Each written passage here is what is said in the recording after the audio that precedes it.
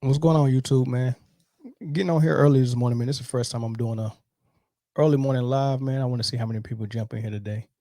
I usually go in at night, but it's a good opportunity for me to come in here and talk about some of these games from yesterday. So the Mavs and the Suns game that was late last night. Some of y'all may have missed it. I watched the whole thing because I'm on the West Coast. It's not late for me. And then of course the Harden led 76ers trying to take on um, the Miami Heat without Joel Embiid, and that was a task too heavy and too tall for James Harden. All of a sudden, he's not looking like a superstar anymore, man. So we're gonna talk about all of that. First, let me get everything out of the way, man. Make sure if you're watching this on YouTube that you stick around and you hit that thumbs up and that subscribe button and that notification bell as well. Make sure you do that.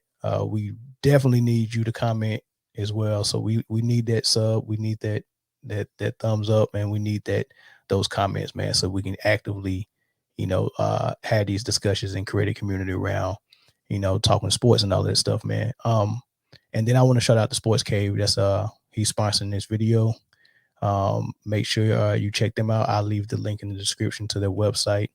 If you want to purchase, hats, jerseys, and all those things, all the things you see behind me or on my person and stuff like that is courtesy of the Sports Cave. So you can go check them out as well. Link will be in the description. But the first thing I wanted to get into is the Mavs and the Suns game, and then talk about that series and what I see and what I think is going to happen. Let me play a clip of the post-game interview of CP3, and I'm going to come back and tell you what I think about that. This is CP3 right after the game. Luka Doncic, what type of challenge did he provide out there? 45 points in game one. I don't know if we won. Excuse me? We won. Oh, of course. So I said Something about 45. game one went to the Suns. Right. What type of challenge did Luka Doncic and the Mavs provide? Team. There's a lot of good players on that team. You know what I mean? Jalen Brunson, Reggie Bullock, Theo Pinson. So He owns it on the court, but yes, I got it. he's still a good player. Absolutely. Yeah. So I like the way he deflected that question. The question was dumb, right? So here's this reporter coming to CP3 after they virtually blew out the Mavs, right? Had their way on offense. DeAndre Ayton had his way down low in the paint. Booker was scoring at will. CP3 had a good game. Campaign struggled all in the first series. All of a sudden, he's hitting shots again. Jay Crowder 3-point shot wasn't falling in the first round. His 3-point shot was falling in this game. So they had things clicking. And take game one of a 7-game series, and after you want to interview CP3 and ask him about Luka's 45 points. First of all, that's disrespectful, right? Second of all, it just goes to show you this push to put Luka Doncic in the limelight for the NBA. They've been pushing it for about 3 years now, and I'm gonna show you, tell you exactly how I know they're trying to push Luka into the forefront. Is because for the last 3 years, the preseason MVP pick has been Luka every year. So they're already letting you know we think Luka is so good, and we think he's going to be the MVP, and every year he disappoints. Every year, if he's not coming in out of shape and getting off to slow starts, or getting injured early because he's out of shape, or just his team just getting off to a horrible slow start, right? This is what Luka has been giving us every year that they pick him to be the preseason MVP. We think Luka's going to be the MVP, and the reason why they think that is because he does fill up the stat sheet. He did have 45 last night, right? So he does fill up the stat sheet, but there's a reason why he fills up that stat sheet. It's because he's the only one who has the ball. Brunson, his second best player. He did get 16 shots up last night, but most of those shots came after the game was already over and it was a blowout, right? So that kind of count.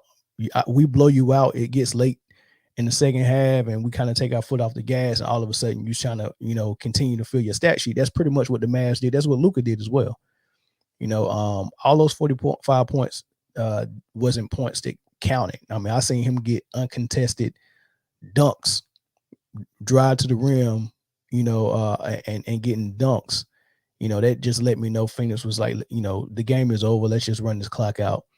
They wasn't executing their game plan all the way to the clock hit 0-0-0.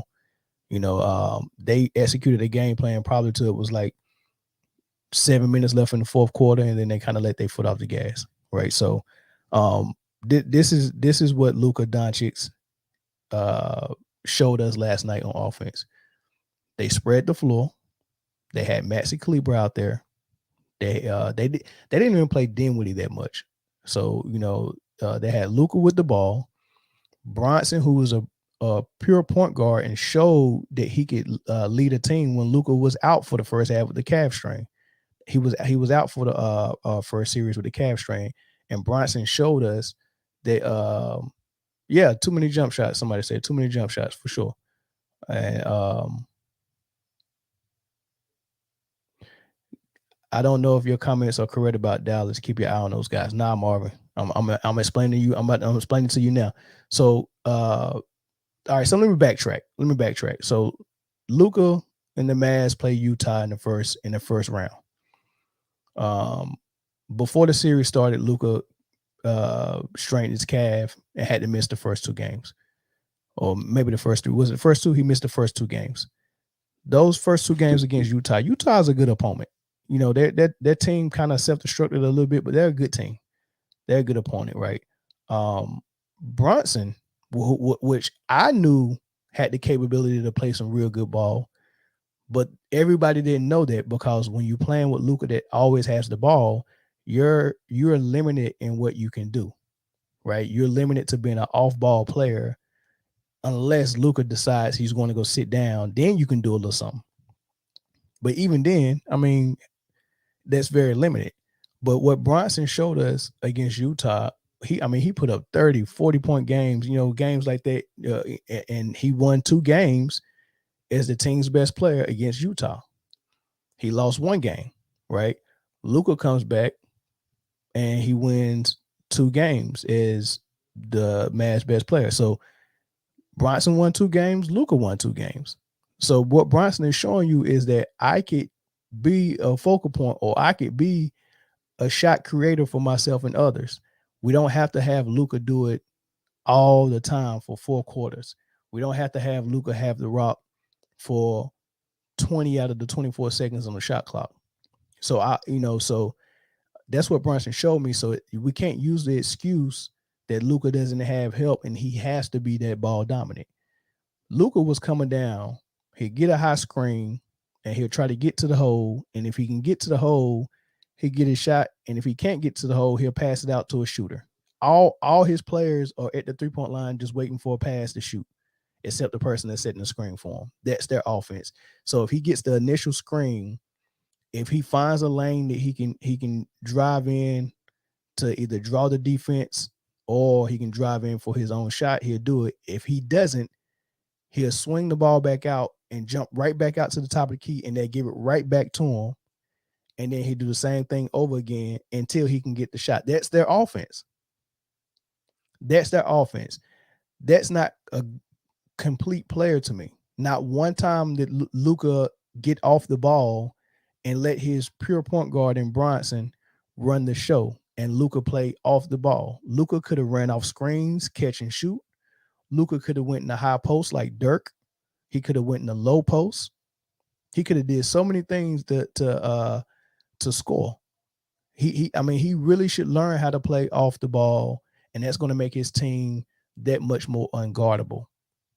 And another thing that does is if I'm the person with the ball all the time and I'm able to use all these screens and take any shot I want and make all the passes, and all my teammates are doing a catching and shooting and playing defense, that means they're going to be out of rhythm. The only person that's getting in rhythm is Luka. Right? If I'm taking 30 shots, right, and I'm doing all the ball handling, I'm doing all the play calling, I'm doing all the passing, I'm definitely getting in rhythm. It's just like, I mean, he's like Tom Shepard out there. He's out there playing by himself, shadow basketball. He's just playing by himself like Tom Shepard from above the rim, right? And everyone else is just standing there waiting on him, just watching the Luka show. That's not good. And at the end of the day, when you finish doing that, you have 45 points, and someone is just going to explode and lose their mind and act like that it was just an amazing thing. They were blown out of this game. They were blown out. And I'm gonna tell you why everyone in the league knows that you can't win playing that way is because nobody doubles Luke. Nobody doubles him. They're playing him one. I want you to look at the way the Celtics guarded Kevin Durant, and I want you to look at the way Phoenix guarded Luka. It's a difference. They didn't want KD to even get a shot, period, wide open, without two players contesting his shot. They had to physically rough and beat him up to try to get him off his game. You don't have to do that with Luka. All you got to do with Luka is say, okay, don't double, and just guard him straight up. And all he's going to do is dribble, get a screen, do a step back three, or drive to the hole and try to get a layup or a runner. And if you double, he'll throw it out to a shooter. That's so boring to watch. And I know his teammates. For players like Maxi Kleber, there's nothing else Maxi Kleber can offer you on offense except catch and shoot. So he might be having fun in that offense. He got off about 9 or 10 shots last night, hit 5 or 6 threes, right? So he might be having fun in that offense. But Bronson won't be having fun because Bronson has other abilities that he can't use on a team with Luka in that type of offense. And they were winning ball games because Jason Kidd was not relying on Luka to play like that. He was kind of getting him off the ball a little bit and letting Bronson do his thing. But now all of a sudden, they're back to Luka ball. It's not going to work. It's going to look really good for stats, but it's not going to work for winning. It's the same formula that Westbrook used with OKC. It's the same formula that Harden used with Houston. And it's the same formula that LeBron has used most of his career. The only difference between LeBron is that LeBron actually helps his team on the defensive end, which Luka doesn't, which Harden didn't, which Westbrook didn't, right? So LeBron was actually helping his team on the defensive end. That's number one. Number two is LeBron was actually creating super teams to help that system work. That system got him a lot of wins in Cleveland, and it got him throughout the playoffs in the weak East, but he couldn't beat nobody. That he couldn't beat good teams playing that style, and he knew it. So in order to help him play that horrible style of offense and win, he had to create a super team with Miami. And even when he got to Miami, Pat Riley and Eric Spoelstra wouldn't allow him to play Bron ball in Miami. That's why they lost to Dallas in the finals. That's why they struggled coming out of the gate. They didn't have a real offense. LeBron couldn't play in the real offense. So what ended up happening is they said, okay, we got to play a little bit of Bron ball. We got to get way off the ball. Way you have to adjust. You got to make the adjustment. We can't play what we played before LeBron got here. I can't play my full offense. We got to play a little bit of Bron ball. We got to give him the ball, at least let him have it half of the game. And it worked. But without a super team, without having your second best player being the second best shooting guard in the league and being a top 5 player in the league at that time, and your third best player being a top 10 player in the league at that time, without having that, he's not getting it in the rings playing that style. So then he leaves Miami, he goes to Cleveland, and he tries to recreate that. Even though his second best player, maybe he wasn't at that time as good as Wade, but he was very close. And then his third best player was probably on par with Bosh. So he almost had another super team. I would say Miami was definitely a super team. I would say Cleveland was not a super team because Kevin Love was not a superstar. So it was 2 superstars, LeBron and Kyrie, and Love was kind of like, not quite. He was an all-star. So that I wouldn't count that as a super team, but still it was close. But you're going to have that type of team and the guy that's playing that ball dominant, he's at least got to help you on the defensive end. He can't be a liability like Luka, James Harden, and Westbrook, right? So that's why it worked for LeBron. And then the third thing is because LeBron is 10 times better than all those guys. So it could work with LeBron. He's the anomaly. But everyone that's trying to play that LeBron system, they get the same numbers that LeBron get. Notice they all get a lot of triple doubles, and they all get a lot of points, rebounds, and assists. Because that style of offense means that you're always going to have the ball, and you're always going to make the decisions on the pass. So you're going to get most of the assists on the team, and you're also going to get most of the shots as well. And then since you're not playing defense, you're not a good defender. You're never going to be on the best player. So you're never going to be on the player that needs to be stopped, and you're never going to be on the player that's taking the shots. So what does that put you? That puts you freelancing. Like last night, Luka freelancing on Dre Crowder, who's not even a fourth option on the floor. Like if you're on the floor with CP3, Booker, Ayton, Mikal Bridges, and Jay Crowder's the fifth option on the floor. So Luka is so bad on offense, he's guarding the last possible option on the floor in Dre Crowder. So wherever Jay Crowder is not more than likely going to be the person taking the shot. So you're always free to freelance and get these long rebounds. Right? That's the play style. Same thing with Westbrook. Same thing with Harden. Right? Same thing with LeBron to a certain extent, but I'm actually giving LeBron his credit because he was able to make that style work, but he's the only person to make that style work. I don't recommend any team allow their best player, to be the primary scorer and the primary distributor, and then freelance on defense. I would not recommend any team do that. It don't even work for LeBron anymore. LeBron had to be in his absolute prime, and he had to have an absolute juggernaut for a second player and a third player on his squad in order for that to work. You can't make that work. So you can't be fooled by the 45 points. He had 6 turnovers last night too. You can't be fooled by the 45 points. Luka, if he wants to be great and win, he has to get off the ball. He cannot be the point guard. You got to make a decision. If you want to be the point guard, then you need to get a player to run your offense through, and he should be the primary scorer. You can't be both. Choose. Do you want to be the primary scorer and have somebody else run the show, or do you want to run the show and have someone else be the primary scorer? You cannot do both and win. What sense do it make? And don't be fooled by the stats and saying that he's great, because I'll put it this way: name any team who has a great scorer and a great distributor on both teams. Let's say Stockton and Malone. That's a great distributor and a great scorer. Now, if I put both of those guys into one guy, that's a lot of stats, right? Malone, in the 2 years he won MVP, he was averaging probably like 28 points a game. 28 points, probably 10 rebounds a game. If you take Stockton's assists and add that to that, you have a LeBron-like player. 28 points, 10 rebounds, and Stockton was getting 12 assists. He's having a triple-double. If you put that in one player, that's the stats you get. But why would you want one player doing both of those roles? Because with Stockton being a threat on with distributing the ball, and Malone being a threat scoring and rebounding, I think that's the perfect dynamic.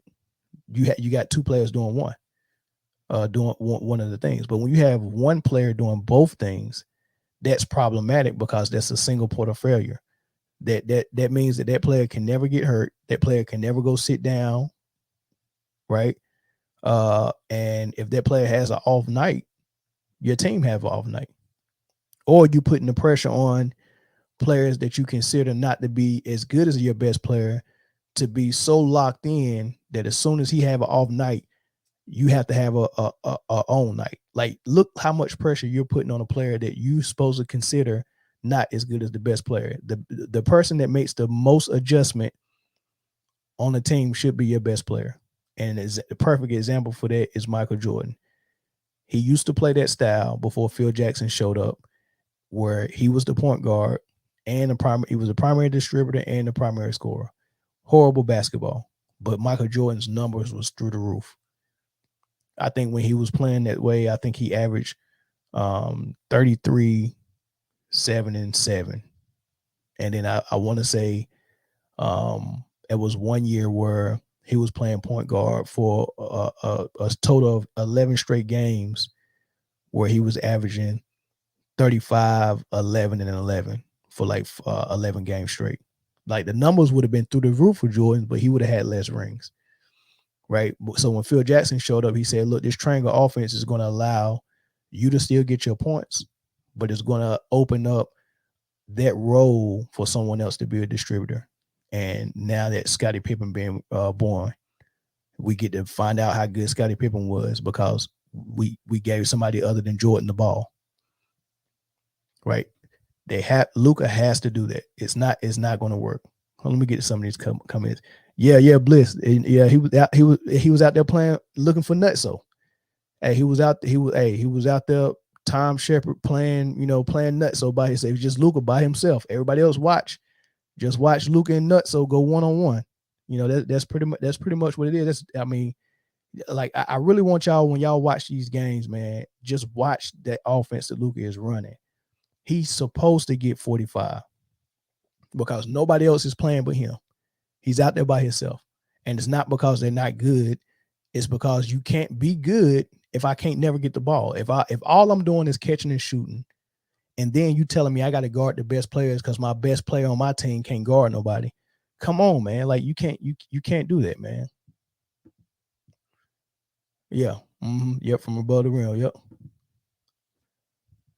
All right. So Bliss, I'm honestly surprised the Mavericks thought this Luka offensive system would work. I'm surprised too, man, because Jason Kidd knows better, but they were doing it from the time Luka got there. When Luka first got there, they just had a decent rookie season from Dennis Smith Jr.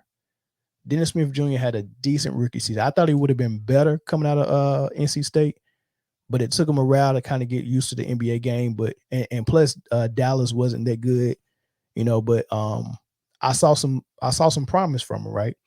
Then they draft Luka Doncic, and he's a 6'8" guy coming in here with guard skills, and they were thinking it was going to be a good pair to have Dennis Smith with the rock and Luka playing off the ball, right? Not too late in that season. That was early in that season. I was talking to my boy Zoe, and I was like, they go trade Dennis Smith Jr. because I seen like 2 straight games of Luka with the ball making plays. And I was like, Dennis Smith Jr. is not a shooter like that. So if he's not the one with the ball moving forward, they have no place for him. So he's like Dennis Smith Jr. standing there was actually stunting Luka's growth because it was the only thing stopping them from giving Luka the ball. So I predicted the trade, and sure enough, he got traded. And they traded him for Porzingis. And lo and behold, Luka just went nuts. He won Rookie of the Year. He's got the ball all the time. He's putting up these numbers. Everybody's saying he's all good and all this stuff. And as good as Porzingis was his first couple of years with the Knicks, and I know injury kind of took a little bit of his athleticism, but even he couldn't work with Luka. Like it literally, anything that's going to stop Luka from being ball dominant got to go. So they're only bringing in players. Like you can't bring in great players that's going to sit and be okay with Luka just watching the ball. That's the same reason why great players would come to Houston and then great players would leave Houston. They bought in Dwight Howard with Houston. He was still great. Couldn't fit with Harden because they wouldn't give Dwight Howard any post-ups or any plays that he could do. All he could do is set screen for Harden and dive to the hole for a lob and then rebound and play defense. And then be there to block all the shots because Harden was going to let whoever he was guarding straight to the hole, right? I can't get no post ups. All I can do is get alley oops. You can just go get a athletic guy like Clint Capella for that, which they did. They was treating Dwight like Clint Capella, like he couldn't contribute anything else on the offensive end. So that didn't work, right? Then they try to, they had Eric Gordon, that was a good fit because he's a shooter, but Eric Gordon had more ability than what we seen from him. Eric Gordon could have been he could have been more of that offense, right? Then they bring in CP3 and Carmelo. Carmelo couldn't fit with it because they wanted Carmelo to basically just stand there and watch James Harden dribble for 20 seconds out of the shot clock and then be ready for a catch and shoot opportunity from the three with 4 seconds left on the shot clock. He only lasted 4 or 5 games. Got Melo out of there. CP3, he got there. As great of a point guard as CP3 is, for the sake of James Harden's ball-dominant offense and D'Antoni's system, they put CP3 off the ball and put Harden with the ball. What sense does that make? Devin Booker is 10 times better than Harden. And even he defers to Chris Paul, who everyone calls a point guard. Even Devin Booker defers. Even Monty Williams know I'm better off with this guy running the show. They wouldn't even do that in Houston. They had CP3 off the ball and was having him shoot as many threes as a Kyle Korver would. And despite all that and the obvious signs of tension between CP3 and Harden that we saw, he still took that money and signed that extension for the next year. Took that big money. Of course, he was gonna sign it, even though he probably wanted to leave. He signed it anyway, right? And then after he got that money, he was out of there. Then they brought in Westbrook. They all these guys they sending out of here for the sake of Harden, who ain't never won anything. They trade CP3 to the Thunder, which is like basketball Siberia. That was supposed to end his career because we just seen that Westbrook couldn't do nothing with him. CP3 goes there and have a great season with him with a bunch of guys that was up and coming, young guys, and then get them to the second round of the playoffs. That was looking real good. CP3 was supposed to end his career with OKC. He went and revived it and then got another bag with Phoenix, right? So then you get Westbrook with Harden, and that didn't work.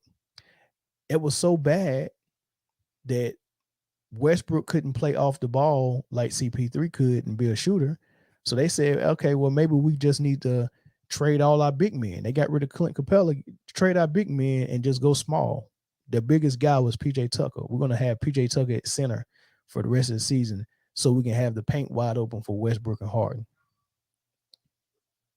Like these are all horrible decisions you're making because you want to lock yourself into ball dominant spread offense where one guy has the ball and one guy creates for the other four and himself while everybody else just stand around and watch. It's horrible. And they're doing the same thing with Luka.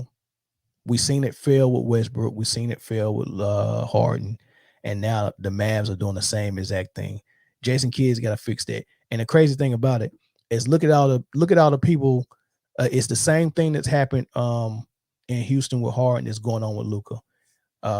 Look at all the people that's falling by the wayside for the sake of trying to save this ball dominant offense that Luka want to run. Dennis Smith Jr. was the first shooter drop. We got to get him out of here so we can give Luka the ball.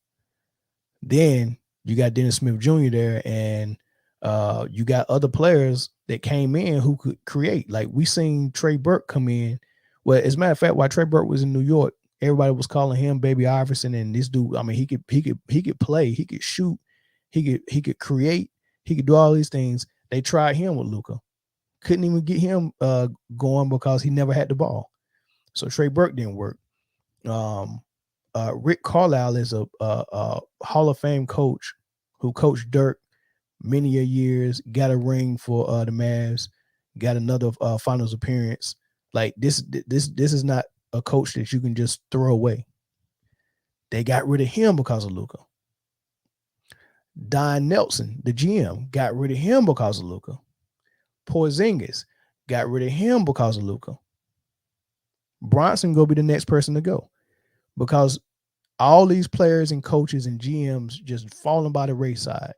And we talking about great players, Hall of Fames. That fought when you see players come in to try to help a guy and they can't even do it and they end up getting shipped out. That's when you realize that you have a problem. And that's what happened in Houston with Harden.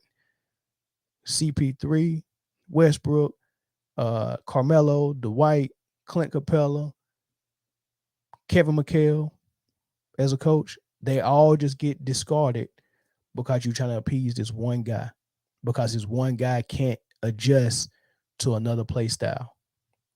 So everybody that comes in has to adjust to him instead of him being the best player and making the adjustments. Like if I'm the best player and I have the most ability on the team, I should make an adjustment so it's easier on the lesser players, not the other way around. You don't put that pressure on the lesser players and say, well, you got to make all the adjustment.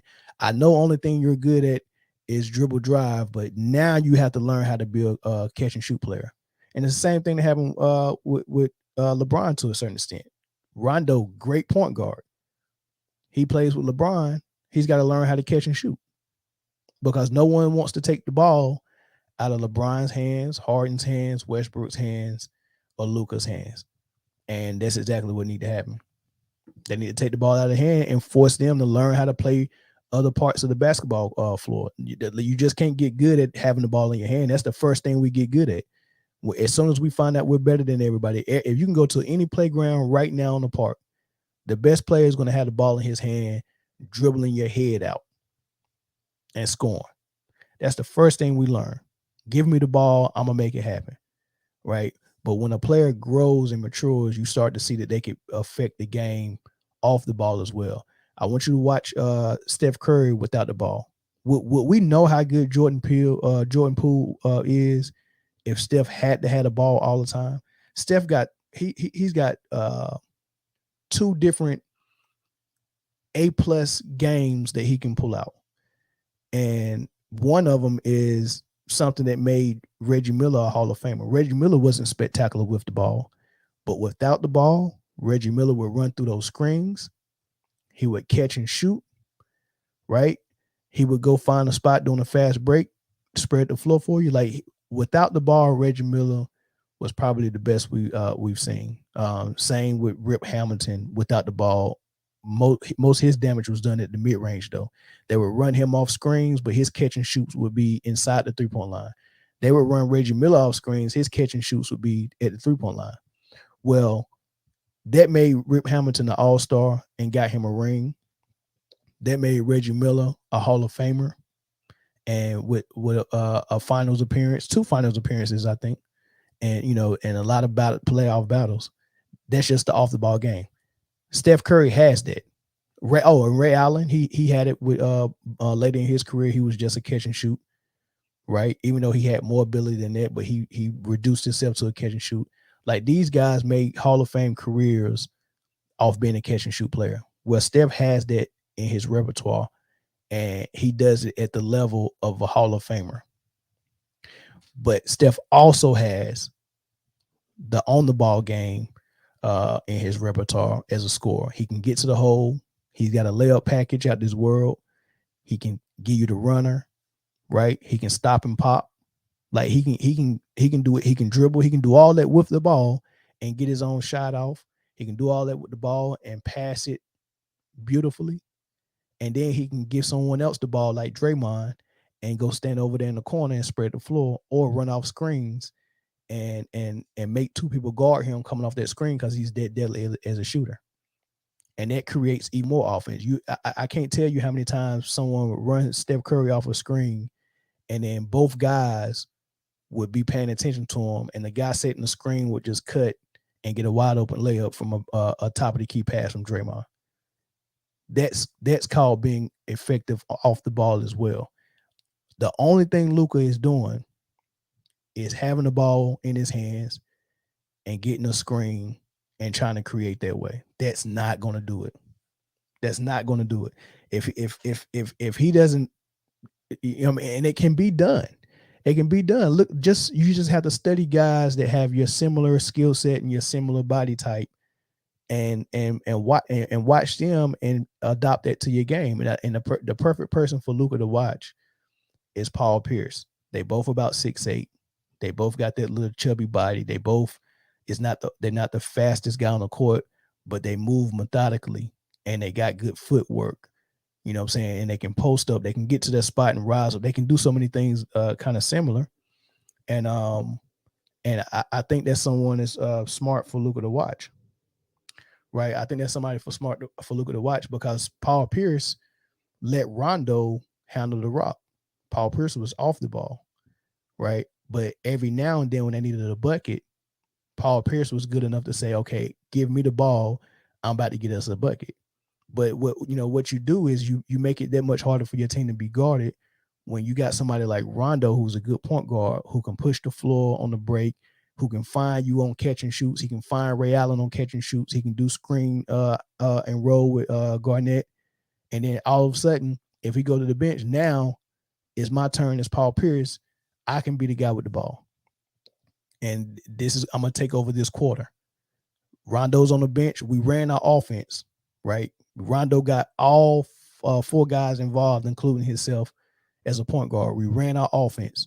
When Rondo goes to the bench, now we can go to a little bit of hero ball, right? And that was the deal that Phil made with Michael Jordan. He said, look, we got to run our offense for our other guys. The superstar don't need the offense. The superstar can get a good shot 9 times out of 10 anytime he wants to in any offense. That's how good the superstar is. The offense is not for the superstar. The offense is for the other 4 players to help them get involved and get a rhythm. But if they don't get a rhythm, they can't help you in the fourth quarter, right? It's going to be you by yourself. So what's supposed to happen is you're supposed to get everybody else in rhythm, and it also makes the defense have to think about every player on the floor and not just the one guy. And then whenever we need key buckets, we can always go to the superstar for a shot. And you're supposed to be that good where you can deliver 9 times out of 10 on demand. But Luka's doing it backwards. He's getting himself in a rhythm and getting all the points. And he's making his other players who are lesser players get shots on demand whenever they need it. And that's the backwards way to do it. So yeah, he should watch Paul Pierce. John has learned from doing that as well. Yeah, John, he learned a lot of things. So the difference between Greek Freak now and before is, one, his passing is crazy good, right? And so the difference between a dominant scorer like Kevin Durant is when Boston challenged him with physicality and double teams and a lot of attention, the dominant scorer automatically thinks, someone like Jordan, Kobe, or KD automatically thinks, I don't care what you put on me, I can score. And the way I'm gonna break your back is by scoring, right? And that's what KD was trying to do against Boston. They was challenging him, saying that if we do this, you can't score. And Kevin Durant in turn was saying, I'm still gonna score. I can score. And I can score with jump shooting and all this stuff. With Giannis, he knows he's limited offensively. So whenever they start challenging him and saying, we dare you to score over this defense, he's just like, all right, man, I'm just gonna hit my shooters. And it took Kevin Durant too long to realize, because in Kevin Durant, when you're a dominant scorer, if you're not scoring, you feel like you're getting outplayed. You get what I'm saying? So he was locked in thinking, man, they're beating me if I'm not scoring. But he should have just been locked into, okay, I get the 16 assists. LeBron was good at that too. And the reason why Giannis and LeBron are good at that is because they're not as gifted as Kevin Durant is as a scorer. So they feel okay with getting the assist. They're good with that. Okay, I get the assist because I know I'm gonna get my points later. I know my scoring is going to come from me driving to the hole, And if I got shooters around me and you keep trying to stop me from getting to the hole, I'm gonna hit those shooters and eventually the hole will be open again and I get it. They know that. With Kevin Durant, he jump shooting is his thing. He wasn't thinking about getting to the hole. His jump shot is so good, that's his layup. A mid-range jump shot is his layup. So he wasn't thinking about opening his jump shot up by making the hole wide open because I'm hitting my shooters. So he could have hit his shooters and he would have felt like he was out of rhythm if he wasn't making shots. And that was a good mental game to play. So yeah, Giannis has learned a lot. But he's also a different player, man. He wants to beat you by getting to the hole and dunking and things of that nature, man. KD's a jump shooter. We only hear comments like this when the team loses because I didn't hear any of this when they beat Utah. His ball dominance was okay, I guess. Remember, Bronson beat Utah twice without ball dominance. So I'm not giving Luka credit for 4 wins. And I wasn't watching that Dallas Utah series the way I'm watching this one. But as far as his ball dominance being an issue, I've been saying this for 2 years. So and it hasn't been just in losses. It's been in wins too. I believe they won, but this is not good basketball. I've been saying this same thing about LeBron, Luka, Westbrook, and Harden for 2 or 3 years. I was the first person 4 or 5 years ago to tell y'all that Westbrook wasn't a superstar and the stats was fool's gold. I was 4 or 5 years ahead of everybody when I said Dame Lillard was better than Westbrook. Right? I was 4 or 5 years ahead of everybody when I told you Westbrook didn't play defense and his assists were really selfish. How could an assist be selfish? Because you only make the pass when you can get the assist. Like, so I watch this stuff. So yeah, Luka's ball dominance is a problem. You can't dispute anything I said. You can't dispute anything I said about. As a matter of fact, let me put this phone number up because you can call in and phone number's on the bottom. I got about 15 minutes before I shut this down. 336-456-6453. But yeah, you can't dispute nothing I said. Luka plays a style that only gets him involved, only gets him in rhythm, and his other 4 players are just sitting there being catch and shoot players, which is fine if all you can do is catch and shoot, like Maxi Kleber or Kyle Korver. But if you are a player who can do other things, who can create for himself and others, you need that opportunity to be able to create. And you can't get that opportunity only after the game is blown out. And now you want me to help. Luka want people to take him serious, he has to learn how to play without the ball. I don't want to see Luka. As long as Luka is the point guard, his team is not going to win. I can guarantee you. It don't matter what teammate you put around him, it's not going to work. Luka has to come off the ball and get a real point guard. Or if he want to be a real point guard, he needs to have another primary scorer, and it can't be him. Dino, what up? Hey, Dino, what up? What's up, man? What's good? Yeah, I'm here to clarify. Hold on, guys.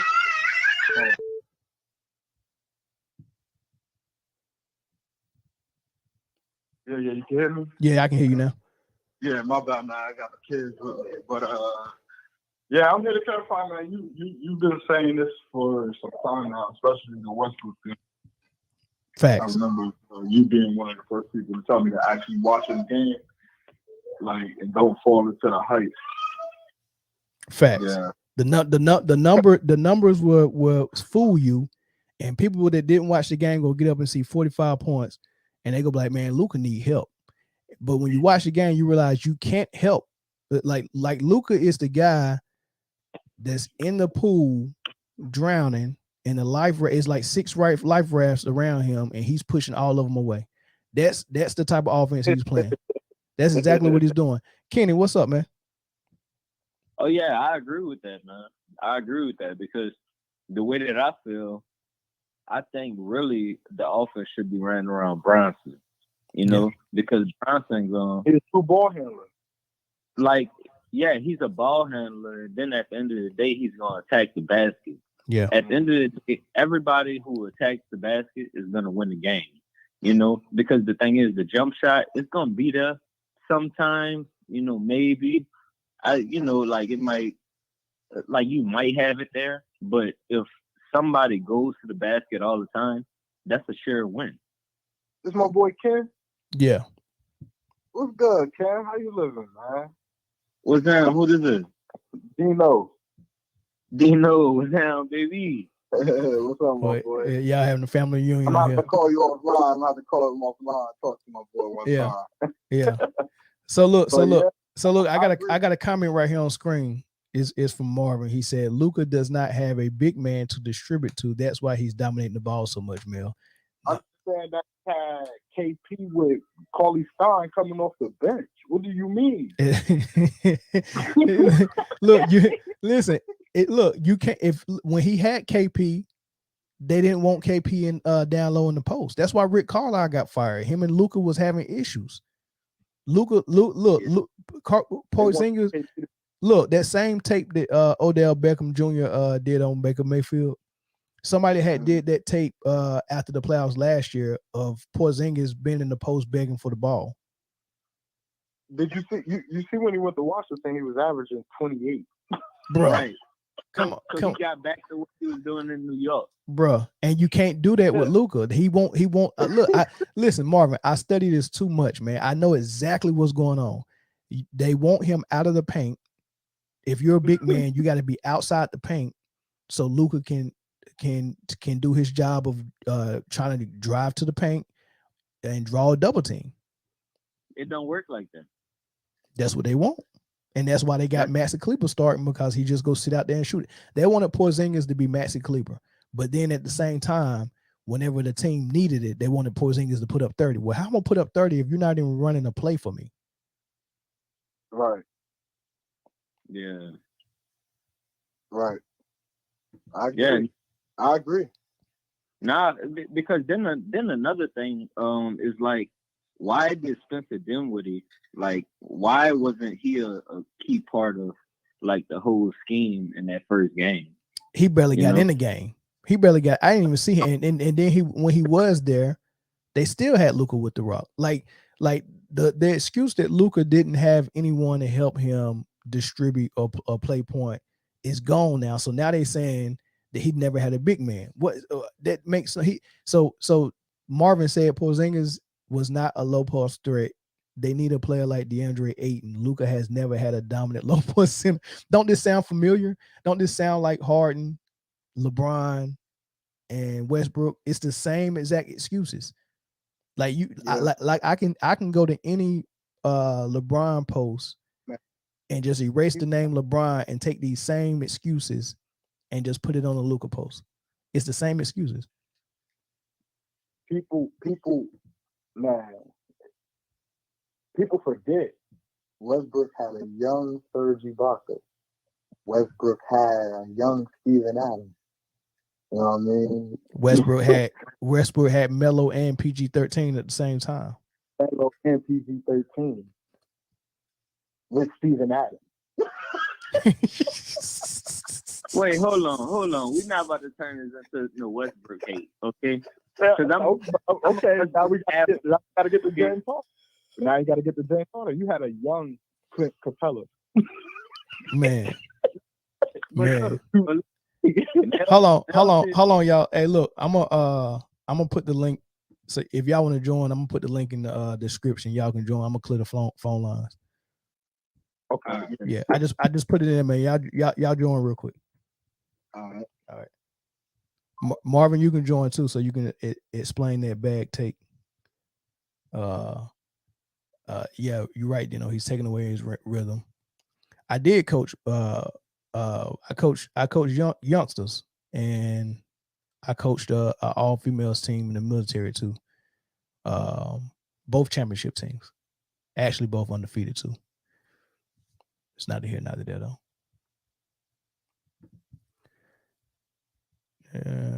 different type of skill set. The talks were about Jalen Brunson showing up. Yeah, everybody's saying everybody's want to say that Brunson didn't show up. Which, you know, like I said, it's kind of hard to show up when you're limited in your opportunities, and we're just watching Tom Shepard dribble the air out of the ball, man. Hey, man, you remember Tom Shepard was playing against Nutso? Tom Shepard. Yeah, on the above the rim. Yeah. That's what Luka do every night. Go out there and play by himself. Oh man. But I get it, because the same way, okay, so LeBron has been playing that way since he's been young. You know what I'm saying? So he never took the time to truly change until he got to a certain level in his career. Right. I feel like Luka, he's much younger. You know what I'm saying? I think he can learn to do that. It's still time for him to develop. When? That's tough to say. Yeah. You know. So let me ask you this though. If you're Luka and you're getting all this praise because the numbers you're putting up, and the numbers you're putting up are just unreal, right? So it's putting you in a conversation with great players. So you got a choice right now. He's at a turning point in his career. Does he abandon the numbers game? Because Westbrook, with the numbers and the triple doubles, made him a first ballot Hall of Famer. He didn't have to win. He didn't have to win not one ring. He didn't have to take his team to the conference finals. He just out of the playoffs in the first round every time he made the playoffs, right? Amen. But hold on. So, but the triple doubles and his numbers made him a first ballot Hall of Fame. So, if you're Luka, do you take that route and say, let me just explode and kill the numbers, or let me play a better style of offense and actually win some games and some championships? Which one would you do? Honestly speaking, I don't think he's chasing numbers. That's just his style of play. You know, he's like, if you go back and look at his highlights from him being a young kid, he's doing that to grown men. I'm just driving. If I can't score, you know what I'm saying, I'm going to force something. Right. You know what I'm saying? As he got his teenage years, when he got to professional overseas, that's when he started learning how to pass. But he was still score dominant. Still try to get to the cup, dribble a lot, try and get past you, or step back. Right. You know what I'm saying? So that's just the way he plays, man. I don't think he's chasing numbers. I think he's just playing his game. Well, yeah, no, I get that. I'm not saying he's chasing numbers. I'm saying that if I'm him, I'll try and chase to get better in the sport. So that means he got to come off the ball then. I could do that. If that's gonna help us win, then I could do that. Because that's why we playing, right? It's still competitive. There has to be some type of competitiveness. It has to be. I mean, but why would you give all that control up? Like, you get to control everything on the court, and I mean, you're never going to get blamed for a loss if you got 45 points, right? That's how it works. They're not going to blame him for any loss, the same way they did LeBron and Westbrook. As long as you put the numbers up, you know, they always going to say, well, he's this great player, but he don't have enough help. Man, that's crazy. You have to bring in somebody else who's. Nah, I'm not gonna say that because that's not gonna clash. I was gonna say bring in somebody else who's ball dominant and see how that works. No, what's up, Tez? Tez Matthews in the house, man. What's up? I'm gonna tell you what exactly they need to do. If I'm Jason Kidd, I tell Luka just what I said earlier. I tell Luka, your new role is the same role that Paul Pierce had with the Boston Big Three. You're going to play small forward, your real position. I understand you have ball handling skills, Pauls, and distribution skills, but we're only going to use that if we need it, right? So it's good that you got that. That's great. It's good that you got that. We'll use it in the fourth quarter or in crunch time, right? I'm gonna get you a real point guard, somebody like he don't even have to be a scorer like that. It could be somebody like Rondo, or it don't have to be Rondo, but someone like Rondo. I don't know who that player is. I know Cullen Sexton is available. Who else is going to come available soon? It's a bunch of people that's going to come available that they can get to run the show for them. So they get a real point guard and get a real post player. And then what you would have at that point is the same exact thing that Devin Booker has in Phoenix. A true point guard and a big man in DeAndre Ayton, right? Mm-hmm. And Devin Booker is off the ball, but every now and then Devin Booker can call his own number and go one-on-one, correct? Right. Right. So they're going to have to limit his one-on-one and his high screen and roll situations and let the offense run through your point guard like CP3. That's what they're going to have to do. And then they're going to have to tell him, "Oh, you gotta play defense in real life." Right. That's the formula. I think. The formula. I mean, it's working. Only team that's really, when you say ball dominant right now, is Giannis.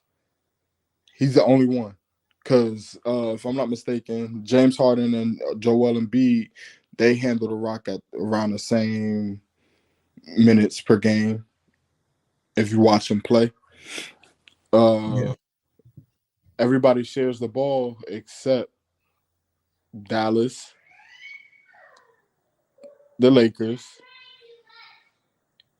and up until Marcus Smart said something, Boston. Yeah. And the Nets. But other than that, the ball is moving. Every other team, the ball is moving. If you've noticed, all the teams that's not talked about, i.e. the Magic, right? They're going to be a scary team once they get chemistry. Every night you'll see Cole Anthony. Next night you'll see Terrence Ross. Next night you'll see Mo Bamba. Next night, you know what I'm saying? They have some good players down there. So, and I think that's really what it's starting to become, a team effort again, and that's good for the sport. That's very good for the sport, man. And even when you said Giannis is a little bit ball dominant, even he's not, because Drew Holiday is the point guard that's running that show. You know what I mean? So yeah, like, you know, it's good to have your best player have the ability to do some things with the ball, but you can't that can't be your primary offense. You can't be doing that play after play after play after play. You can't. I mean, you just can't do that. You have to run a offense, and your best player has to be able to do something without the ball. And for Giannis, is his post up. He can do that without the ball. He can post up. For Giannis, also, he can he can affect it in the fast break. And then this guy plays defense as well and rebound. Yeah, he is a great passer. I remember you mentioning that earlier. Yeah. Marvin, what's up, man? What's going on, guys? What's going on? How y'all doing? You was over there capping in the comments, man. No, just giving my opinion. You can have yours. I got mine. All right. Go with your opinion, and then we go hear from Justin. Well, I mean, I'm not a Maverick fan, but I see Luka being a decent player.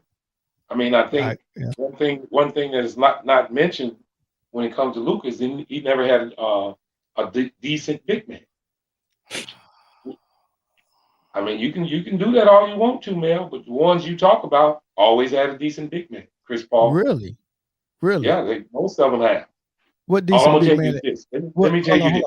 Hold on, wait a minute. Hold on. I didn't hear none of this when they just beat Utah. You didn't have nothing to say. Now, I know you're going to say Utah wasn't as good. First of all, Phoenix is better than Utah. Okay. And I'm not saying Luka's isn't ball dominant, but I can say this. I hear ISO ball all the time. But I only hear talk bad about is when they miss the shot. When they hit the shot, nobody never says that. Okay. But the whole key with ISO ball is making shots. You can say ISO ball is bad because they missed the shot. But if they hit the shot, then they're the best player in the world. I'm not with Luka. I'm just here to say all the talk about ISO ball and guys can't do it by themselves is only said when the team loses.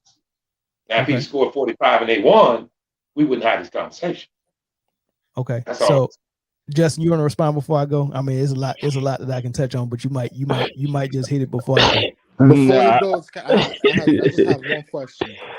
Yeah. What teams won playing ISO ball? Every team has, because every team plays ISO ball. What team has won a championship playing ISO ball?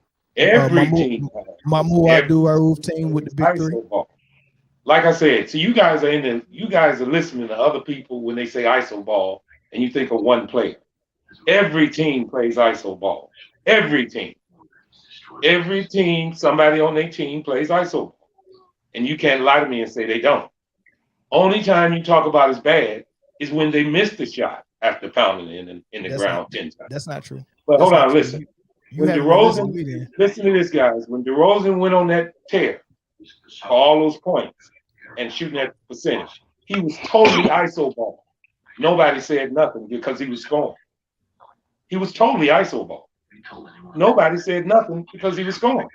I can explain that, but I'm gonna let Justin go first. All right, I'm gonna let you guys go. Losing is when he wasn't no good again. He played too much ISO ball. But when he was on that tear, ISO ball was fine.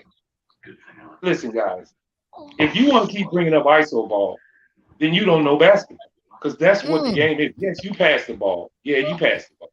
But at the end of the shot clock, is that ISO ball? Because he get it at 7 seconds to go and then he pound it, and shoot it. Is that ISO ball? I'm gonna answer all that after Justin go.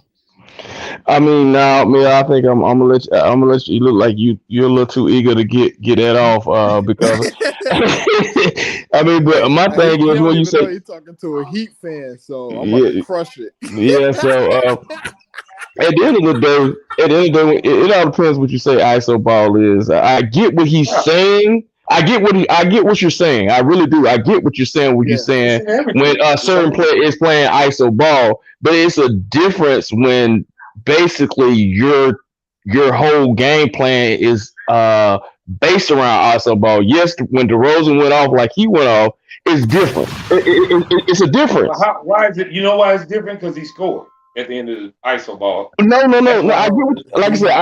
I get what you're saying. I trust me. I feel everything you're saying. Put that in context. See, here's the deal. That's what I'm talking about. It's okay when they score, but it's not when they miss the shots. It's okay when he on the chair. It was okay.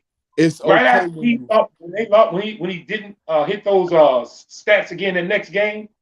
He was ISO ball again. The very next game. Because he only scored 18 points. And he shot 14 times. Well, there you go with the ISO again. Well, let me ask you this. Let me ask you. It's a difference. Hold on. Let me just say this real quick. All right, because he used DeRozan in his example. All right, now when they were winning, when that Bull squad was fully healthy, and he didn't have to do that. When he didn't have to do it, they were playing team ball. But they were playing team ball, and then touching the rock. I never said, guys. I never said team ball wasn't the way to play. I'm addressing you guys talking about ISO ball. Okay. Do you know what ISO ball is? ISO ball is we're gonna spread the court. My best player has the ball. Get to the cup, score. ISO ball. Did Jordan play ISO ball? No, they ran a triangle offense. How many passes were made before Jordan had to score? A lot of times, man. Listen. Okay, all right. Hold on. ISO ball, right? Would you consider Miami Heat playing ISO ball? They don't have a dominant on ball player like that, so they don't have to. Kyle Lowry. Is not a player, and he's proven that he can do it. And Kyle Lowry is a true point guard. He's not a ball dominant guard. That's what a true point guard is. I'm ball dominant. But you mentioned Miami. They have no player on that team. Kyle Lowry is on when the has Kyle Lowry? Hold on. When have Kyle Lowry shot 16, 17 shots a whole season per game? Never.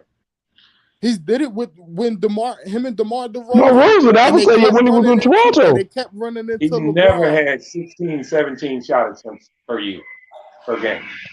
Never. He's did it with Toronto. I'm not saying to the extent of 16, but he's literally That's he what you was call. equaling shots with DeMar DeRozan in Toronto. All right. All I'm telling you guys, I'm not disputing the fact that team ball is passing the ball. What I'm disputing is how many people talk about ISO ball being bad only when you miss a shot. Because when you hit it, don't nobody say shit about it. Nobody. I do. Okay. I do. I'm okay. I mean, I love the sport and I understand what a bad shot is. I.e., right? Damian Lillard versus Okay, Paul bad George. shot, Everybody ISO says ball? that was ISO ball, right? Everybody was so hyped. I felt exactly where Paul George came with from when he said that was a terrible shot. I did What my you job. was. I forced the Okay. terrible. Yes, that's a bad shot. It went in, but that's still a bad shot. You're not. That's what I'm trying to explain, guys. See, here's the deal. I'm like this. When everybody going one way, I go the other. And I know y'all saying ISO ball because you can heard it from somebody else. It's been in the league. It's going to be in the league. And it's not bad until you miss a shot. I'm just explaining it to you like it is. I'm telling you guys now. And in Luka's case, he's a good shooter. So he is going to take the most shots. I'm not saying it's a winning formula. I'm not saying that. Okay. But here's my question to you guys. Did any of you guys just say that in the Utah series? I wasn't really watching Utah. I mean, hold on. I know you wasn't because you didn't have a chance to say nothing about ISO ball because they won the damn series. No, it wasn't. It had nothing to do with that. I'm just. Because they didn't won. All right, you think his ISO ball is so bad after they didn't won 50 games 3 straight years? Yes, because it ain't getting nowhere. Goal is a ring. They ain't never had a team to get them over the top. It's not. Man, hold up. Now that's what I'll disagree with you with that. I feel like if they were, to me, if they were coached a little better, if Luka had DeAndre Ayton on his team, you guys wouldn't say a word about Luka. Nothing. Because he would be able to. How can you say that? Because he would have a dominant center. What does I just want to know, what is a dominant center? Center, yes. Somebody who averages 20 and 11. Okay, look up Porzingis the last. Yes, that's what I was just about to say. That. I wrote this in the comments. Hold on, I wrote this in the comments. Porzingis does not play with his back to the basket. He's a 3-point. Okay, Luka has the ball. That was the whole point. No, it's not. Wait a minute. How many 3-pointers do you think if they had DeAndre Ayton he would take on Mavs? He's not taking any threes like that. He wouldn't take none. Be true. He wouldn't take none. Because he doesn't shoot. This is the thing, right? KP came in the league as a big man that can shoot. Mavericks wanted him to be straight shooter. They wanted him to be a catch and shoot. Why? When I can put my back to the back. Are we talking about the same Porzingis here? The unicorn. The unicorn. That's why they call him the unicorn. He could do everything. And so y'all want him on y'all team? I would love him. I ain't gonna lie, I would love him. Absolutely. Like I said, the reason why I would love him, neither one of y'all said they were confident. Of course, I'll take. Well, I didn't because I just jumped on. I just seen it with live, so that's why I jumped on. But this is what I want to say about the Porzingis.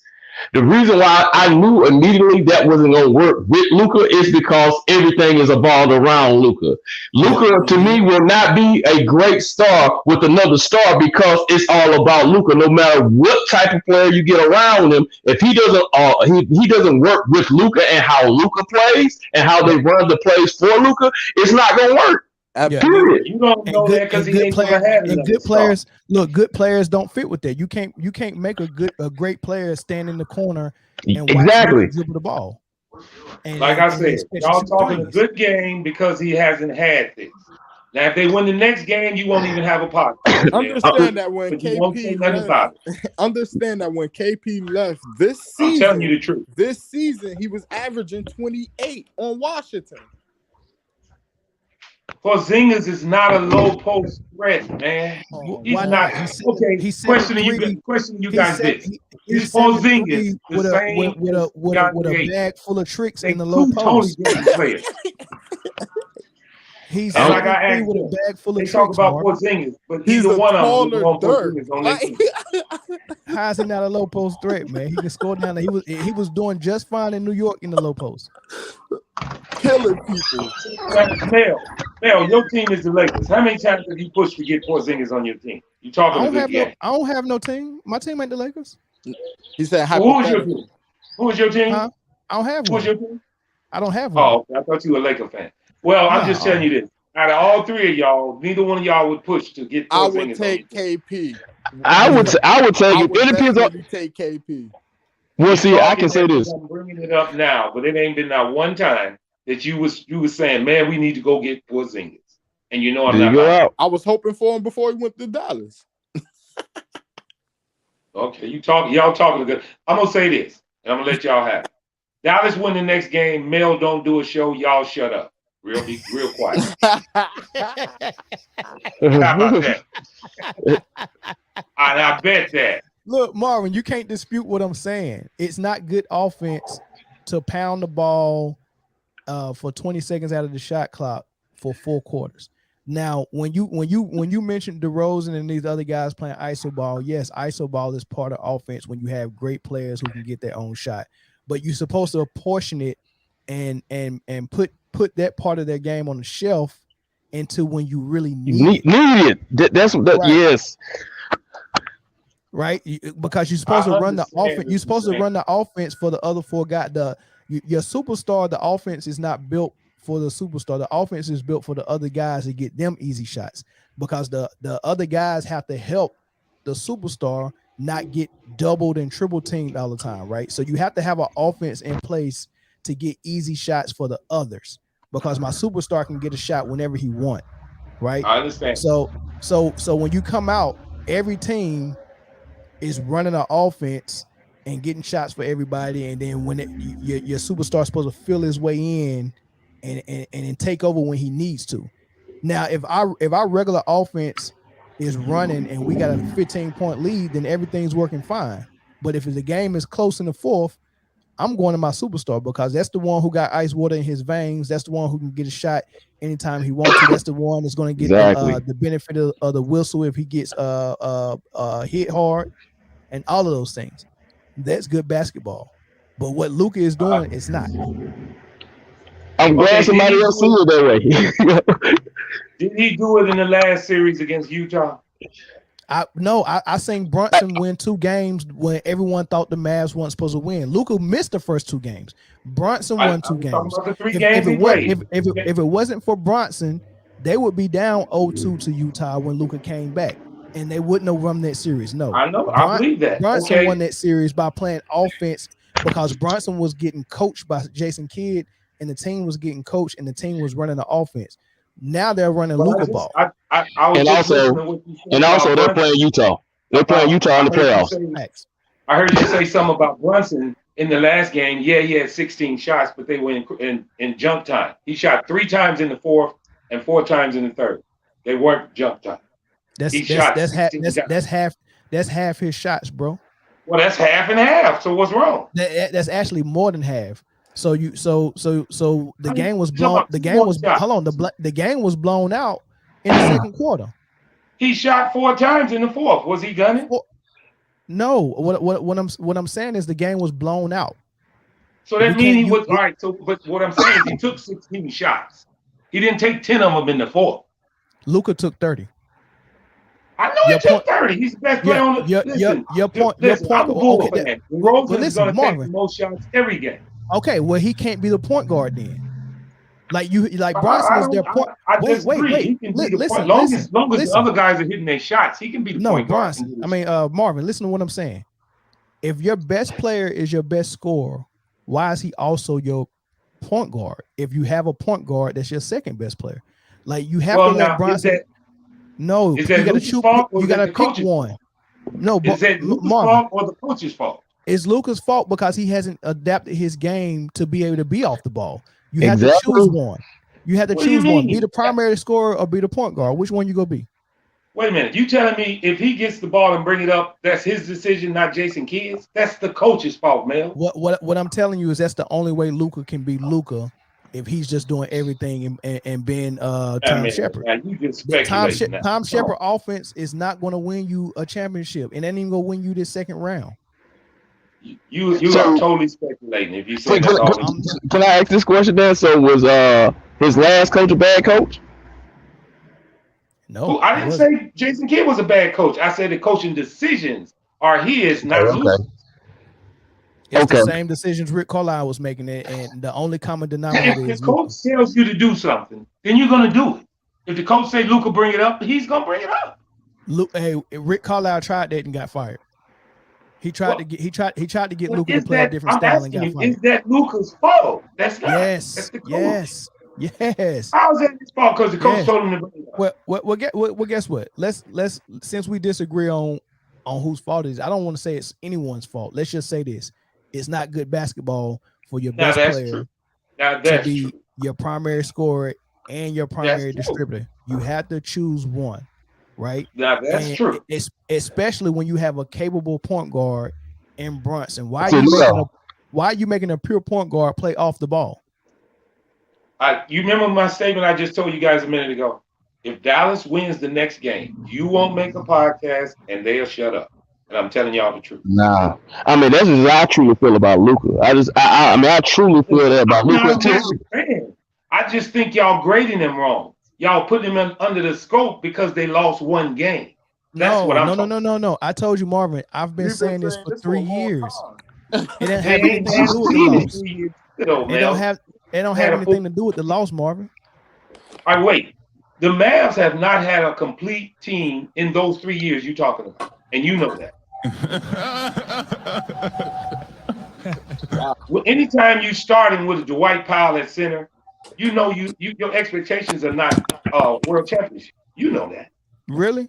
Because the Warriors start Kevon Looney at center. But they got way better players on the perimeter around it. Here's the deal. You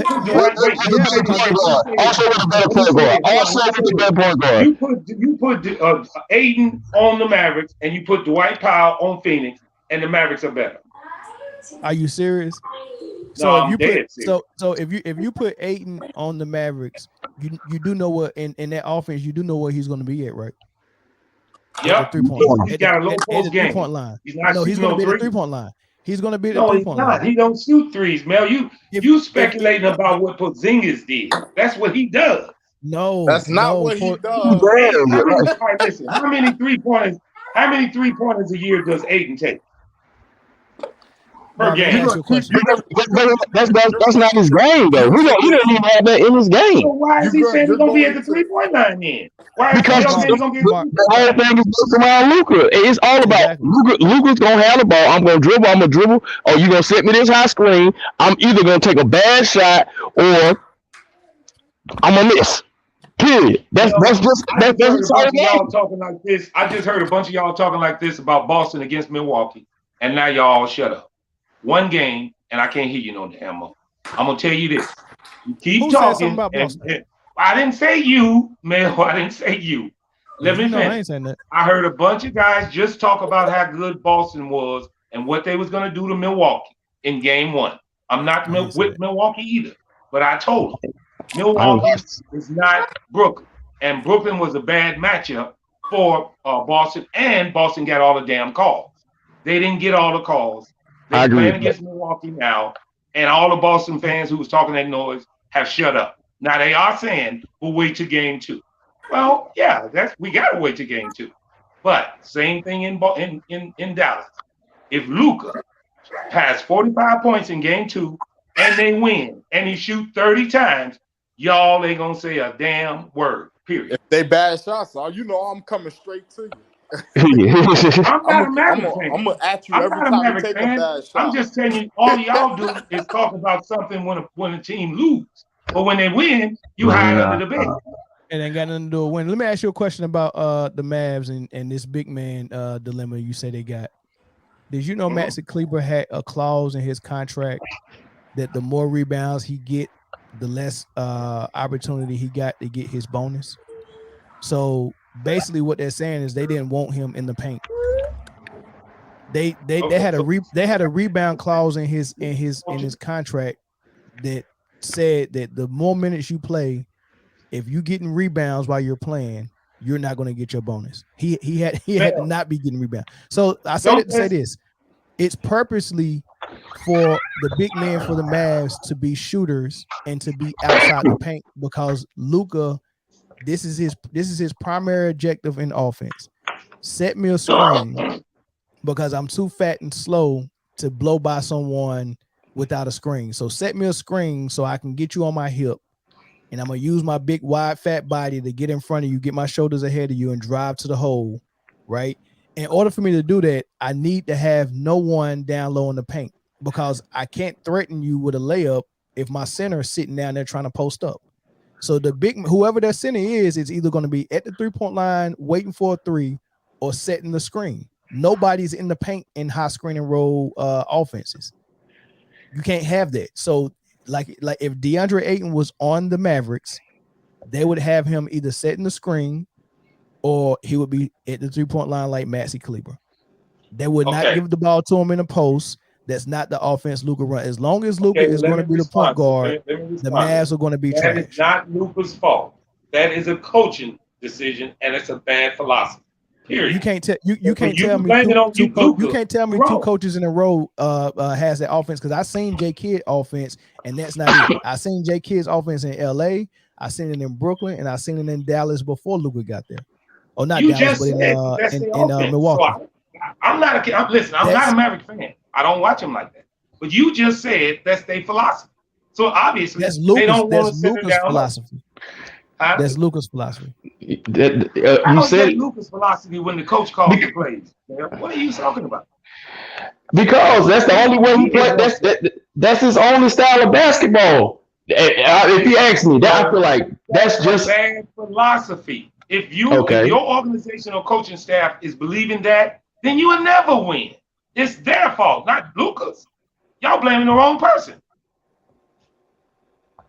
And you can't tell. I say this too to all three of y'all. Each and every one of y'all would love to have Luka on your team. Yeah, but I wouldn't have him as my point guard. He wouldn't be my point guard. He said he wouldn't be my point guard.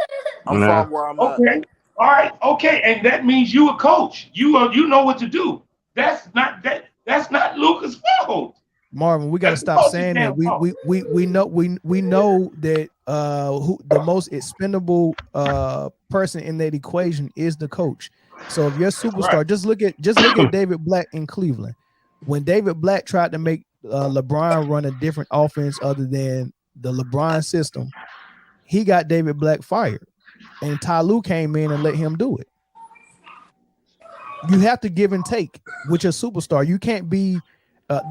These players are not allowing themselves to be coached no more. Michael Jordan was pissed off when Phil Jackson came in and put in a triangle offense. But since Michael Jordan played for a good coach like Dean Smith, who didn't let him do whatever he wanted to, he allowed himself to be coached by Phil. And Phil put him in the best situation that's really saved his career. Because Jordan could have been the guy with all the stats and no rings. Hit it again, Mel. Yeah, he could have been the guy with all the stats and no rings. He could have been like Wilt with just all these numbers, 1 or 2 rings, and that's it. That he had to join with some other super team to get. He could have been that guy, but he learned a better way to affect the game with the help of Phil Jackson. Got him in a triangle, made it possible for his other teammates to get involved at a maximum percentage. And it was better for the team. Luka has to do that. Yeah. He has to get off the ball. I just want to say he got his last coach fired, and that's a bad sign for me. Okay, I just want to say this. The reason I came on is because I hear it all the time, guys. I'm not a Maverick fan. I'm not a Phoenix fan. I'm not an LA fan. I'm a Bulls fan, and we lost. You came on here to get cooked. That's what you came here I have no excuses for that. I'm not. Yeah. I don't make excuses for my boys. Win one game, lose the next. It happened like this. It didn't. They lost. Period. I hear fans all the time, like you guys, blaming one player because of a loss. or It's his not wait, blame. let me finish, man. Wait, let me finish. Or because of his style of play. But if they win the next game, you change your damn statement, which is wishy-washy fan. And here's another thing. Just like I just mentioned about Milwaukee and Boston, the two guys on the other side over there, I'm pretty sure they was with Boston. And you know what else? They're not saying nothing now because Milwaukee beat them. Well, when they was playing against Brooklyn, Boston was all world. Mel, me and you talked about it. That series was called terrible against Brooklyn. Terrible. Well, they're Facts. not going to get those calls against Milwaukee. It's a Of different course not. series, a different animal. Yeah.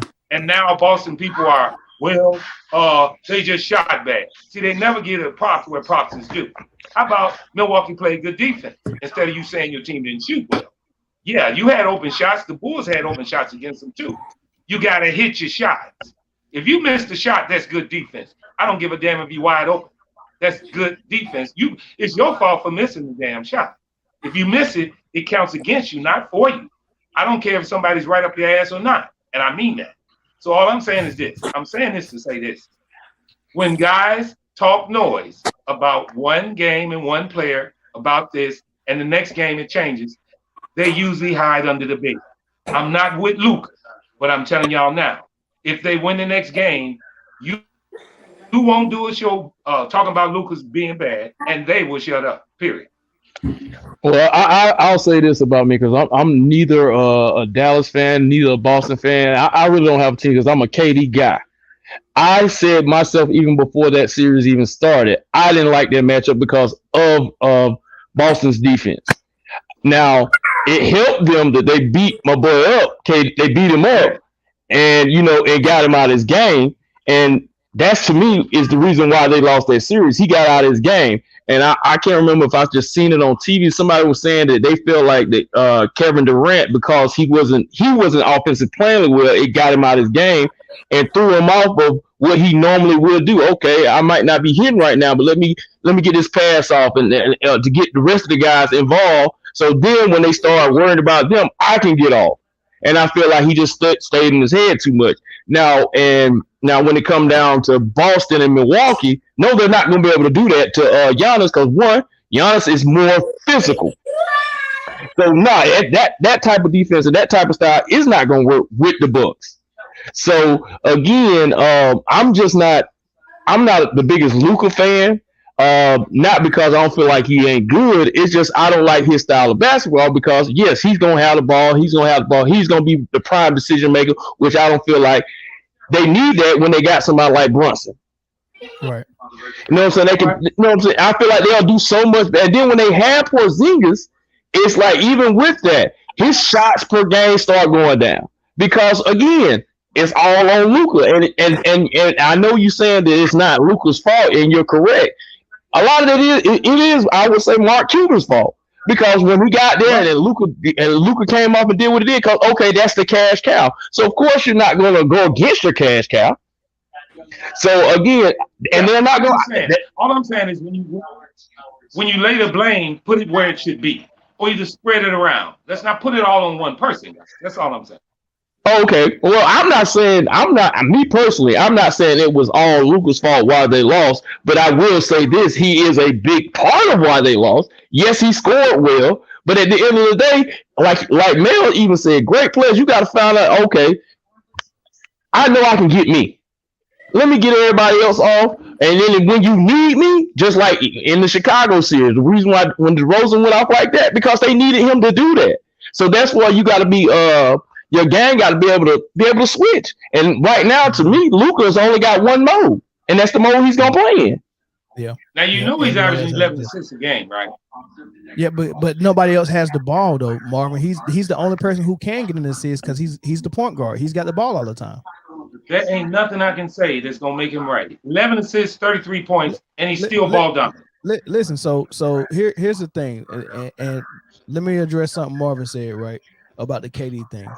I got a slightly different view on what happened in that series. Yeah, I did say that I don't think Brooklyn can beat them before it started, and it was because they had two small point guards starting with Seth and Kyrie, that wasn't gonna be able to stop Marcus Smart, Tatum, and Brown, right? They didn't have a any big wings that can handle that big wing. So I already knew that was gonna lose that series. As far as the physicality of bothering Kevin Durant, we seen physicality from PJ Tucker in the Bucks series last year, and Kevin Durant averaged 35 points per game. So we know for a fact it wasn't the physicality that bothered Kevin Durant. What bothered Kevin Durant was them allowing them to foul. Like PJ Tucker played tough defense and he hacked a little bit, right? But he gave him a lot of body. What Boston did was actually foul him every play, and the referees allowed it. That got him out of his game. And when the Boston series was over and they was about to play Giannis now, I told everyone the NBA would not allow you to do Giannis that way because Giannis is becoming the face of the league. So it's not that Giannis is just way more physical than Kevin Durant and he wants the physicality. What it mostly is you're not going to get the calls against Giannis. Well, he had 4 fouls in that game, and the fouls were 25-24. I don't care what he had. I watched the game, and if they try to rough Giannis up the way they did KD, it's going to be a whistle. So they're playing they're playing Giannis more honest than they played KD. Well, let me ask you guys this: Boston was supposed to be the number 1 defense. They scored 89 points. Milwaukee scored 106. Does that mean that Milwaukee's defense is better than Boston? I don't know. I don't care because I know the whistle is dictating most of these outcomes. Like you have to factor the way they're calling the game into it. Because if you look at every other series in the playoffs, the Boston Nets series was the only series that they allowed that much contact. Why? Yeah, if my referees are trained by the same head official and the same people are training these referees, how do you decide which series you're going to call physical and which series you're going to call regular? Like it don't even make sense for like now. I wouldn't even mention this if I looked at every series and they was allowing that much contact in every series. But for one series to be allowed to play like that tells me that they purposely said we're going to let them play loose in this one. And also, was that something to do with Kyrie? Were they trying to get back at him? In my opinion, yes. In my opinion, the Nets represent everything that the league owners don't like. They had a player that went totally against them, and the whole NBA is when they tried to take a stand with the vax and they reported to everyone, we're going to have the league 100% vaccinated. And you got this superstar player with so much influence on people tell you, hell no, I'm not doing it, and go totally against the grain. That's messing with the NBA money because without a bubble or without having everybody vaxxed, you probably wouldn't even be able to start the league back up. You get what I'm saying? So this was their plan to be able to have a league, and you got this player going against it. You can't reward a team. Yeah, you can't reward a team like that. So they had to send that message that look, if you go against the grain, we're not gonna reward you with rings and championships. No, we go send a message. They sent them home in the worst way. We're gonna make y'all look bad, and y'all getting swept. Y'all ain't gonna get one game. Let me ask this question. They couldn't have did nothing if he hit his shots. Now remember that. Yeah, that too. How you gonna hit your shots if you allow me to be fouled every play? No, I'm talking about Kyrie. I'm talking about Kyrie. Well, he had 39 in the first game. Well, that's why. Okay, man. All right. You know what? People tend to forget that Brooklyn didn't get. They got swept, but they were in every game. They really were. Which lets me know if you got to cheat me and not give me no calls, and I almost pulled out the win anyway. That lets me know, man, that's a daggone monster over there in Kevin Durant. That's a real monster. And not only that, go ahead. I would say I want to ask this question because especially when you say when the league took a stand on with Kyrie and how he's a superstar and he stood out in the way he stood out and they were punishing him. Now we all know that Andrew Wiggins was almost the same way and almost didn't take it either. Now, do you guys feel if he would have took the Wiggins route, because Wiggins went all out in the public, like all against, he was just, I'm just cooling, I'm really I ain't talking too much about it. It's just that's just my personal stance, and just kept it like how he kept it, and like in a sense, I think they left it on Golden State to really pressure him, and he wasn't just all out in public. Do you think that route would have saved some of Kyrie's face? Because Kyrie was like out in front with it, even with the bubble stuff. He was out and just talking big about it, and that to me that put a distaste in the league's mind. I mean, in their mouth for him, and the reason why they did the Knicks the way they did it. Do you think if he would went more of the Andrew Wiggins route on how he did it, even though Andrew Wiggins went ahead and got backs, but it wasn't like a big issue. Like they were talking about it all the time with the Brooklyn Nets, when at the same time with Andrew Wiggins, we really didn't know. So what it was? Well, Kyrie Irving was the biggest name out of all the people who decided not to take it, right? The most popular name. So it don't matter how he did it, it was going to be something to talk about for the media and the talking heads, and that's what they did. Kyrie didn't really have a real statement about it at first. They kept talking about it in the media. Kyrie didn't say anything about it. Remember when he finally did say something? He said, "I just want to be a voice for the voiceless." That's all he said. And they spun that out and was like, "Well, you had an opportunity at media day, and they asked you a question, and you rejected the answer. You're not being a voice for the voiceless. How? But you're not saying anything." So that was actually criticizing him for not saying anything. That was criticizing him for not getting it, and he just became the biggest name. This was already because the media already has a distaste for Kyrie for previous things he did or said. Well, so they just spun it out of control when it didn't need to be. It's the old saying, "My actions speak louder than words." Does that apply to that? In what regards? When he didn't say nothing about not taking the vaccine, because they was asking him about it, he never. Yeah. So he didn't have to say anything. Yeah, he didn't have to say no. And what's understood shouldn't have to be said and explained in so many ways. I'm not taking the vax because it's something I don't want to put in my body. I have other ways and methods of keeping myself healthy, right? Yeah. And protected against the virus. Okay, I got a question for both of you guys. Do you think what he did was wrong or right? I think it was right. I do too. I'm gonna be honest with you. I'm on the fence with that one, because when it comes down to your personal and with your life, yes, I feel like it was right for itself, but at the same time, it's kind of hard for me to say it was, because when you pretty much assembled that team, they're there because KD's there because of you. James Harden was there because of you.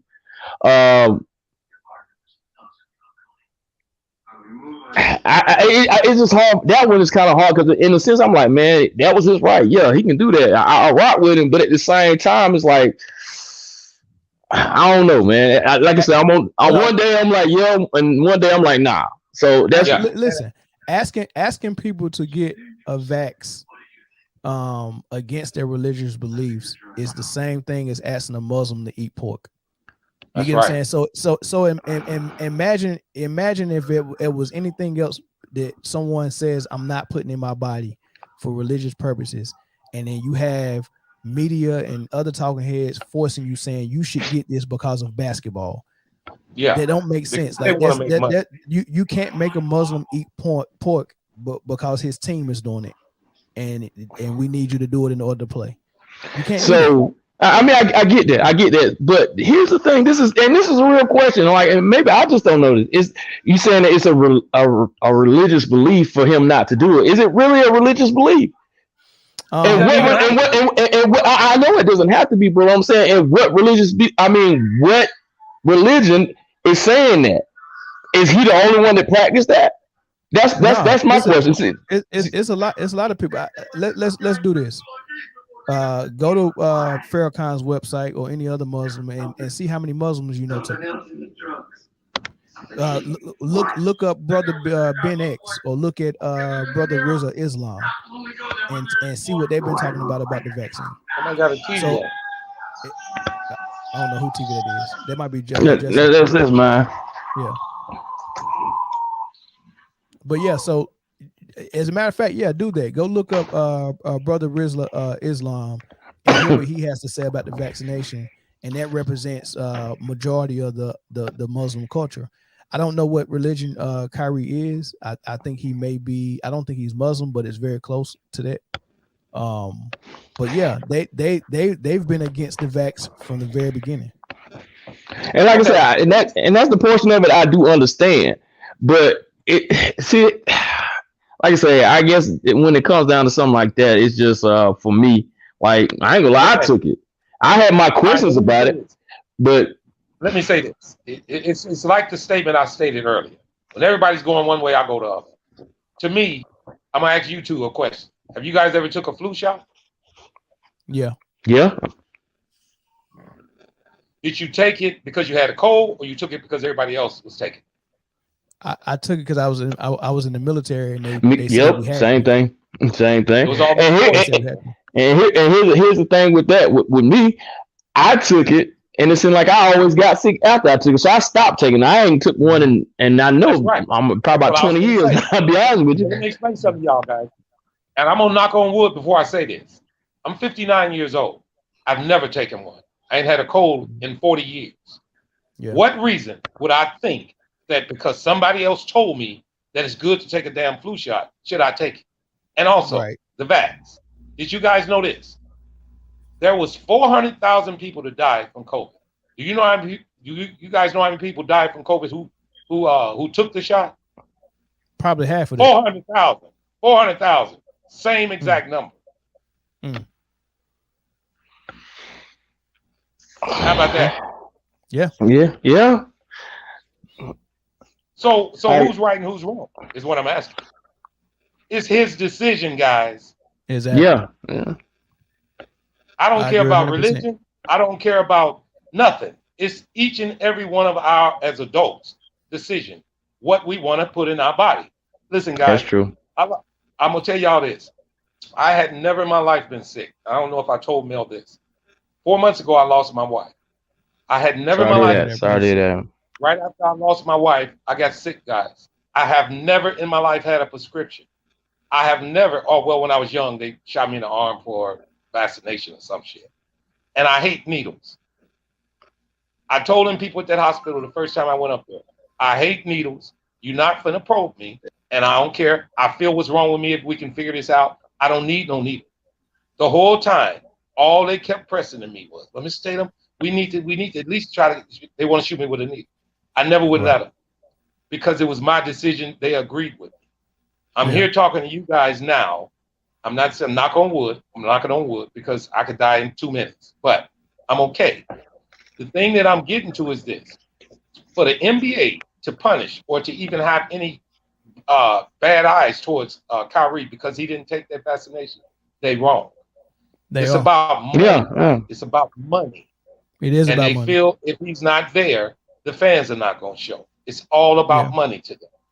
And control as well, man. Just to have a player look up at you and say, "I'm not doing this," and what that might do to influence other people to buck up like that if it goes unchecked had to be taken into account in order for them to continue to keep control over these players. I'm gonna tell you how they think. And this came from a owner from the NFL, but this is how they all think. When the players was getting a little bit too much control in the NFL, and that owner got caught saying, "We're letting the inmates run the asylum." Remember he said that? Yeah. Or he said we're letting no. He said we're letting the inmates run the what was that quote, Dino? Do you remember that? He said we're letting the inmates run the prison or run the plantation. It was something like that. Yeah. I don't think he used plantation, but I know what you're talking about though. Yeah. Yeah. I think if he would say, guys, here's another example of it. The Ball family. Listen, when LeVar came to the NBA boasting about his boys and talking noise about how good they were going to be, NBA eyes were risky. They were on high alert. I don't know if you guys know it, but I do a show every night. It's called Flight Sports TV, and it's based on LaMelo Ball, Lonzo Ball, and Jello Ball. Well, a lot of people feels that the other brother should be in the NBA. Well, the NBA is honestly and truly holding back Michael Jordan and won't let him come up to show LeVar to teach him a lesson. You can't tell us what you're gonna dictate about your sons in our league. Yeah, So we they will make definitely him didn't like wait. that. Yeah, they We definitely didn't will like make that. him wait. Yeah. And we will make, and I'm not saying his numbers fit the NBA, but I think he can play in That's the what I was NBA. just about to ask you. I was just about to ask you that. Now I understand the oldest and the baby boy, but do you personally really feel like that? I get a message. It's Jello, right? Yeah, Yeah. Jello is good enough to be on the NBA roster right now. And now yeah. that's a From what great question. from what I seen in the G G League and League. in the summer league. I mean, because he made the Hornets team, they just haven't called him up yet. Yeah, because he in Greensboro. I mean, he playing with the Swarm, so I'm Yeah. here with, and I still ain't went to see him play. But Hold on. You in Greensboro? yeah, I'm in Greensboro. Oh man, I'll be down there next week, man. Oh, shoot, man, I'll let me, man. All right. So what do you guys think? Do you think his players warrant to the NBA? Yeah, nah. Jello can hoop in the NBA. He plays good defense. He got a big body. He's in shape and he can shoot the three. I mean, So why isn't he in it, Mel? Why isn't he out playing for the NBA? I mean, the right person ain't gave him the opportunity. We got to look at how long it took Seth Curry to get in there as well, man. It's just sometimes it's I think his name, how well the baby brother is doing, how well Lonzo is doing. I think his name kind of hinders him just a little bit. Like yes. his name gets his foot in the door, but his name also puts the expectations higher than what they need to be. If his last name was Wall, somebody would have gave him a chance already, maybe. But the fact that his last name is Ball, they're looking at all the things that might come with him, possibility wise, like So that's the question I have for you. Is the NBA threatened by him? Is the NBA? Does you feel they have a little threat by him? Nah, not now. Maybe 3-4 years ago, yeah. But I mean, yeah, I would say okay. I would say we're referring to Pops. We ain't referring to the actual the boys. Yeah, we referring to Pops. No, yeah. I'm talking about Jello. I'm talking about Jello. Has his pop, has his dad put him in a precarious situation? I feel like all dads should be that way. If you ask me, that's why like when he would get a lot of hate for saying what he was saying, I feel like all fathers that have sons that are talented should feel that way about their son. So to me, and that's to me, I was like, when they were like, man, he needs to sit down and shut up. I was like, now some of the stuff he was saying was crazy and far fetched. But at the end of the day, I couldn't knock it out. Like, man, you should have gave him father of the decade for that. I'm talking about because he said what he was gonna do, and he almost did it. He still, well, technically he has done it because he's in an NBA cycle. He just ain't been called to the big show yet. So at the end of the day, I can't knock him. I don't agree with everything he said or what he says because but that's because that's his child, his children. So he's supposed to feel that way. But anyway, I gotta get out here for a second. I gotta get my little girl from school. But I'm gonna jump back on next. I didn't even know you was on live. I said, he live. Let me jump on here real quick. Yeah, I'm gonna try something new. I'm gonna start jumping on here in the mornings, man, because I'm almost retired from the military, man. So I ain't doing a whole lot right now. Oh, I'm still on paternity leave, so from I'm at the house, so I ain't got nothing to do. I'm just strolling. I said, man, let me jump over here real quick, see what you're talking about. But anyway, man, y'all be easy, man, and like I said, I'll catch you again when you back on. All right, bet. All right, boss. Yeah, Mel. And I'm not coming on here, Mel, to try to dispute you, but it's just what I do on overall takes, like on Luka's, and I be on those other podcasts, and I hear the guys how they jump from one feeling to the next from game to game. I mean, I just feel like it's but Marvin, I'm a little bit more stable than that. I don't do a lot of flip flopping and lily pad. Yeah, I know you. Like, I know you. Like no, what I've been saying has been consistent for a very long time, and what I've been saying is on record. So I know my consistency is there. And I've win, lose, or draw, I would never like a team that'll take their best player and have him do two roles of primary distributor and primary scorer in one guy. You never consolidate. You never consolidate those two roles. Even Magic Johnson, the best passer we've probably seen, was not also the primary scorer. Kareem was the primary scorer at some point. James Worthy was primary scorer at some point. You just don't set yourself up to be both. Well, here's a prime example of it. You made a great take when you chose to put Karl Malone and John Stockton in one body. Your team is not going to be better with that one player than they're going to be with those two.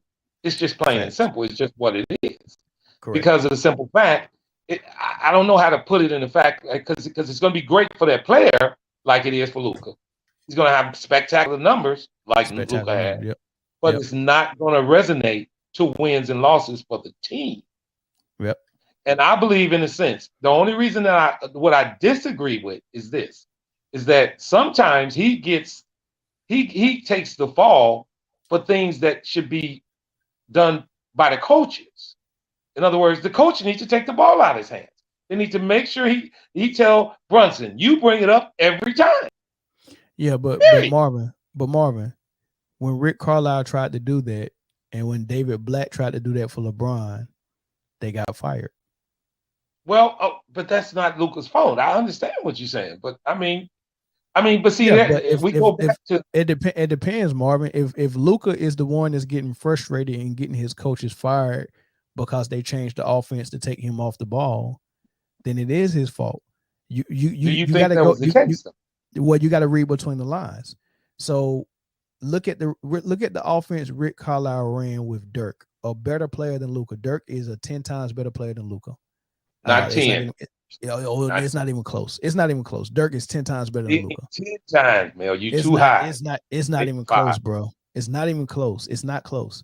The only thing you can argue for Luka is being equal, even close to Dirk Nowitzki, is numbers. And I already explained to you why he's getting those crazy numbers. It's because he's two ball dominant. He's going to get the numbers. But if you take away numbers and just watch them play, Dirk is 10 times better. Okay, but see, you excluding the fact that Dirk had better teams, man. See, I'm not talking about results or nothing. I'm just talking about watching them both play. Dirk is better. Well, if you go by player, he's definitely not 10 times better. Oh, okay. So I defer to that. I can prove that another day. Right. So, but my point is, look at the offense that Rick Carlisle ran with those Mavs teams. It was free flowing. It was the right offense. It was the right offense. And Rick Carlisle is notorious for that type of offense. Right? That's the type of coach he is. Yeah. With Luka, he didn't run none of that. Right? So the frustration started rising, right? And the pressure from not just the GM, but from Mark Cuban, because Mark Cuban is a businessman. He saw Luka as a cash cow. He did not want to lose Luka. Everybody else is expendable, right? He see that if I market him right, he could be one of the faces of the league, and he could also stretch out and reach his European audience for jersey sales and merch sales, and the same way Yao Ming did for China, right? So he sees that opportunity in Luka as far as marketing and money. But the marketer player, he also has to be well received by the NBA media as well. So getting those numbers is imperative to Mark Cuban's bottom line. I have to have Luka dominate some way. If he can't do it with winning, we'll do it with numbers. Right? Well, yes. Hold on. Let me say that. So when Rick Carlisle was trying to establish a different type of offense and clash with Luka, it became problematic. I want you to go in Google and look up the things that was happening leading up to Rick Carlisle being or fired, or what if he quit. I don't know what he did. He resigned. I think he resigned. Right? What makes a coach like that resign and go to Indiana? Well, you know what I'm saying? I want you to think about that. Oh yeah. All right. Well, just to throw this back to you, how many years did Rick Carlisle coached Dallas? I mean, more than 10. 8, almost 10 straight. Was it time for him to go? Maybe, maybe not. So this can go in 2 or 3 different ways, man. Is it time for Is it time for Popovich to go? But just because of his age, he's not coaching bad. Is it time for everybody who's coached for 10 years to go? Well, if you're not winning a championship in 10 years, yes. Oh, okay. If you're coaching the same, if you're coaching the same team, yes. So the Jazz should have fired Jerry Sloan when he couldn't get no ring with Karl Malone. Well, they were right at the tip of the sword. They were in the championship quite a few times. Mavs ain't even never been to the championship with Luka. Okay, Marvin. So what's your point? What I'm saying, no, I'm not taking up for Luka. I know. No, but this my point. But Marvin, my point is, coaches are dropping like flies around him, and it's a reason. When you try to coach a player who is stubborn and wants to stay in the offense that's going to benefit them, it's hard for a coach to coach around it. And my examples for that is David Black with LeBron, and Rick Carlisle with Luka, and Kevin McHale with James Harden. Well, I say this. Everybody sees Milwaukee as the darling of the NBA. They're the champs. But did everybody know that they hadn't won a championship since 1971 until last year? I mean, everybody did know that. Okay, so why all of a sudden are they the darlings? They won a championship. Another question. I mean, I can tell. Hold on. I can't answer all those questions at the same time. Let me answer the first one, Marvin. Okay. The reason why they're the darlings is the same reason why the Brooklyn Nets aren't. Giannis represents everything that the owners are trying to use to win back their league. The owners lost a little bit of control when LeBron started the player or the player empowerment era, with him making decisions on where he's going to go, and him grabbing teammates and bringing them with them, and him showing up at the front office and saying, this is the coach I want, this is the player I want, trade this person, trade that pick, get rid of all the picks, bring this superstar in, like forcing a person like AD to force his team to trade him. Then you got James Harden forcing his team to trade him twice in 2 years. Then you got Kevin Durant leaving his squad and going joining and creating a super team with the Warriors, and then leaving them and bringing Kyrie with him. Like, that is driving the owners nuts, right? Yeah. Giannis is doing the opposite of all of that. He didn't leave his small market team.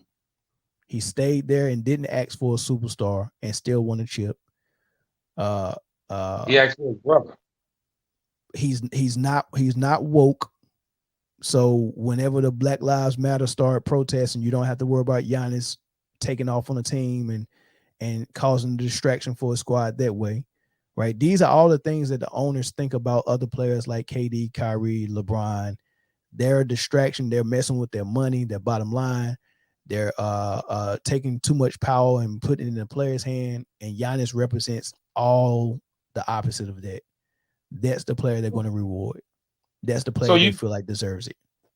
All right. So in other words, just to throw it in your head.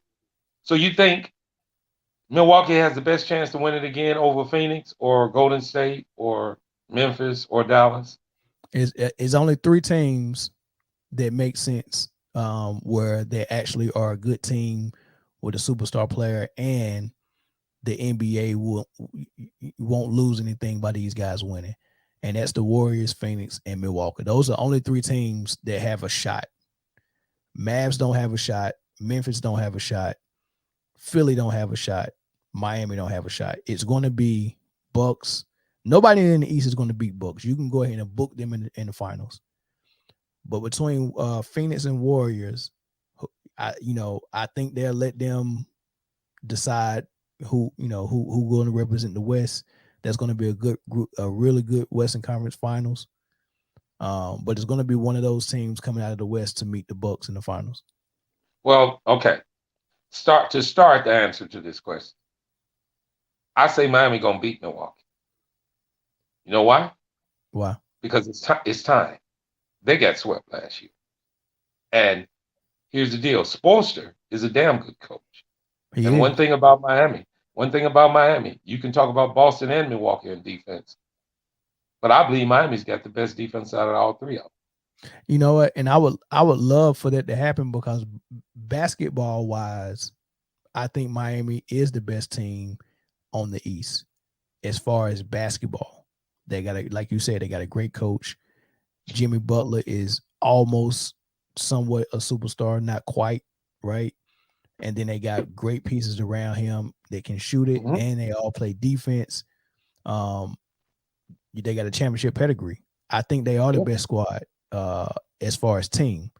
But you can't forget about that element of every superstar that has had success also had a little bit of help from the league and the league Yeah. officiating, right? And I think that will lean toward Milwaukee in a matchup with Miami. I don't see them treating Jimmy Butler like they would treat Giannis in a 7-game series. It's just not gonna happen. Well, is Tucker, if it happens, Milwaukee plays Miami, will Tucker be the difference in that series? No, Tucker have 5 fouls every game. Trying to guard Giannis, Tucker's going to have fouls. I don't believe they're going to put him on Giannis. Okay, so I believe he's going to play. I believe he's going to play Drew Holiday. Oh well, good luck. I mean, it ain't not. Because I don't think it's going to be a difference. Because quiet as is kept, Drew Holiday is the engine that runs that team. Okay. Oh, I mean, you can look at all the X's and O's. I tend to know that the X and the O's is one thing, but you can't knock that officiating. If the league wants you to advance, that's a hard. I mean, that's a great combination of a team, a good team, a great player, well coached, and league help. That's the real super team. Okay, when the refs on your squad. The one game that the Bulls beat Milwaukee, was that a blueprint? No. DeMar DeRozan just played great basketball. So you just need one player to play great basketball and you can beat them then, right? For one game, sure. Okay. But right, I mean, as far as blueprint, as far as blueprint, the defense that Bulls played on Bucks to win that game was great. But guess why it didn't work the next game after that?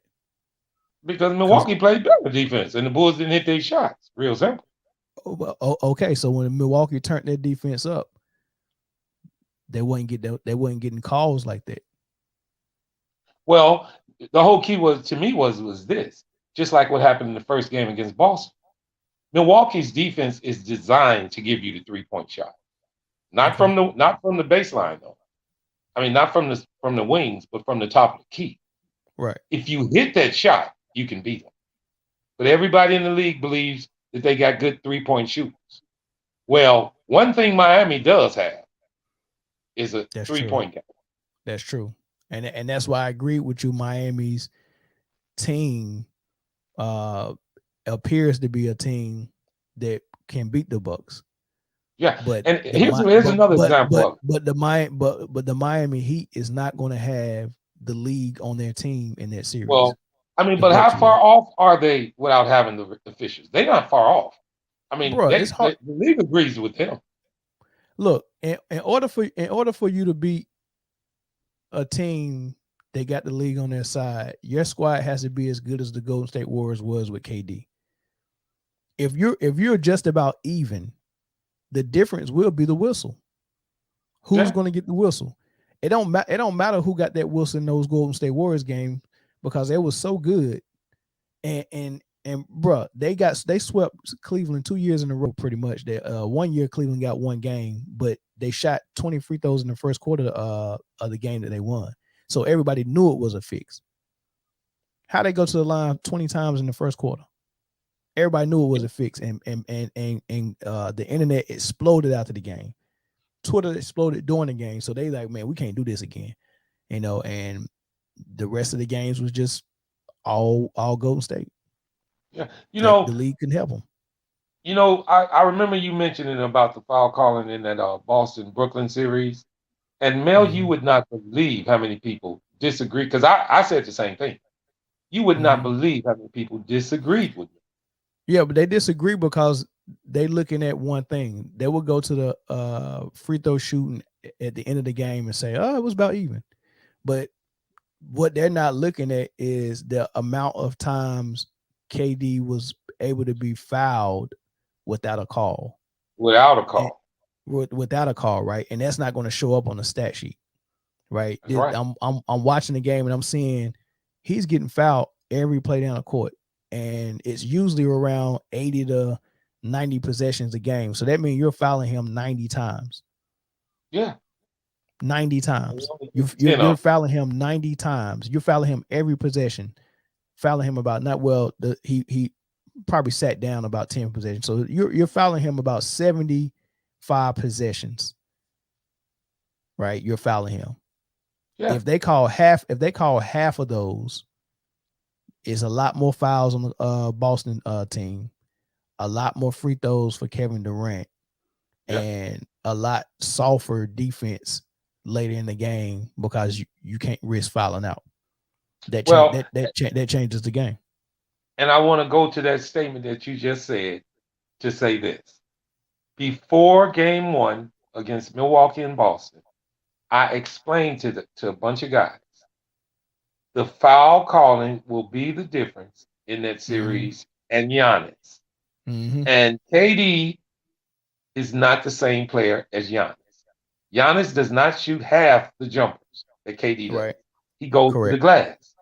And if he's going to the glass and they trying to play Tatum on him, he's creating contacts and fouls are going to be called. Which when Giannis drives to the hole, he throws his body into the defender. That's right. Creating the contact before he goes up for his layup.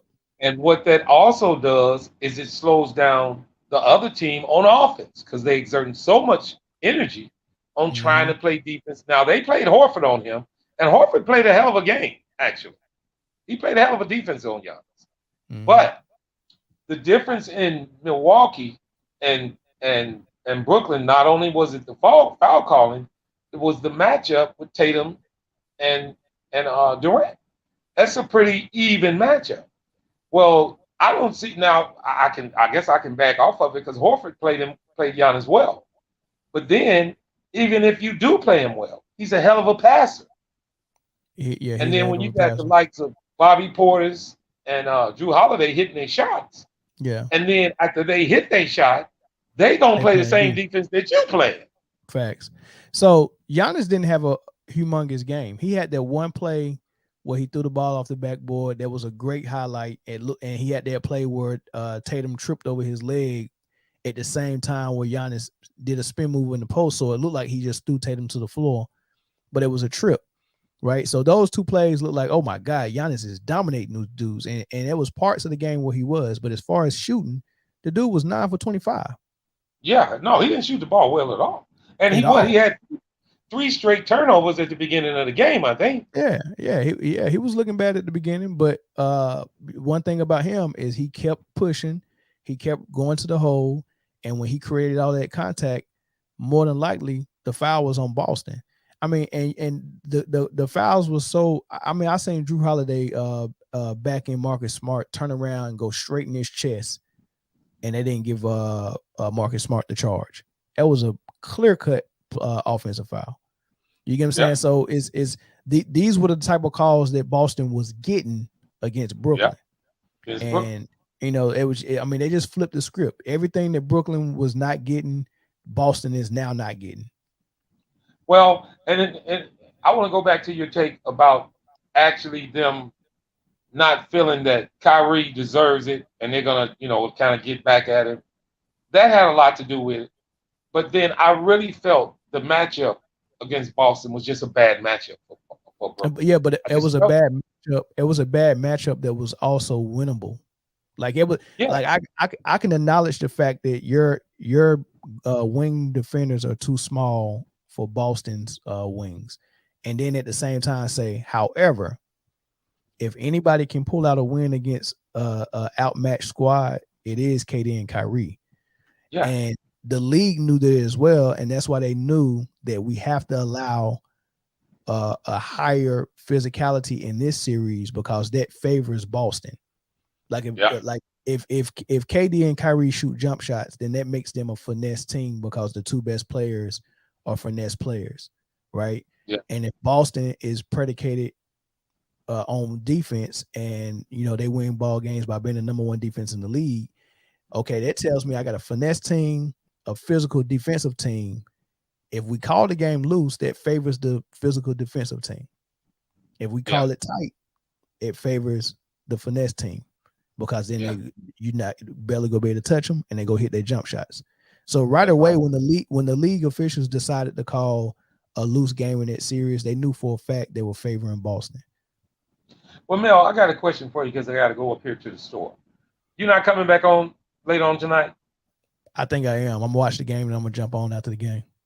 Yeah, because I wanted to come back on and give see how this next game is played out and see if you have a couple of guys. So look, I'm glad you brought that up. I think Boston will win this game. So, for a couple of reasons. One, the Bucks already stole home court advantage. They came in, played the game in Boston, won it easily, right? I think the calls that Boston was getting before they get in this game, and just so they can even the series up going to Milwaukee, because they know if Milwaukee go back to Milwaukee up 2-1 or 2-0, there's no chance for Boston, and everyone's going to believe there's no chance, and people's going to stop watching. So they want to keep some eyes on this series, and I think they'll call a game. They might not be able to pull it off. Maybe Giannis have a 40, 50-point game and they can't pull it off, but I think they're going to call this game more even so Boston can have a chance to win, because I think they really would like this to be 1-1 going back to Milwaukee versus 2-0. And I agree. So, only to this extent. Boston still has to hit their shots. Right. But I'm not talking about what will happen and who's going to hit shots. All I'm saying is the way I think the league is going to officiate this game is going to be more in favor of Boston. But we'll see what happens as a result from that. Yeah. And one more thing before I go. Do you think the league would give a damn if Milwaukee went up 2-0? No, they wouldn't. They probably wouldn't care. No, they wouldn't care. No, like I said, I don't think they go out of their way to make it obvious that they would rather it be 1-1. I think they're just going to change it a little bit how they call it. But if Milwaukee still win it, then it is what it is. That's right. And also, is Milwaukee that dog to play this game as hard as they played in game one? Because they are. And they're going to try to win this game tonight. I think they are. Because they got so many players with that type of attitude, man. Giannis got the attitude. Porter's got that attitude. Holiday.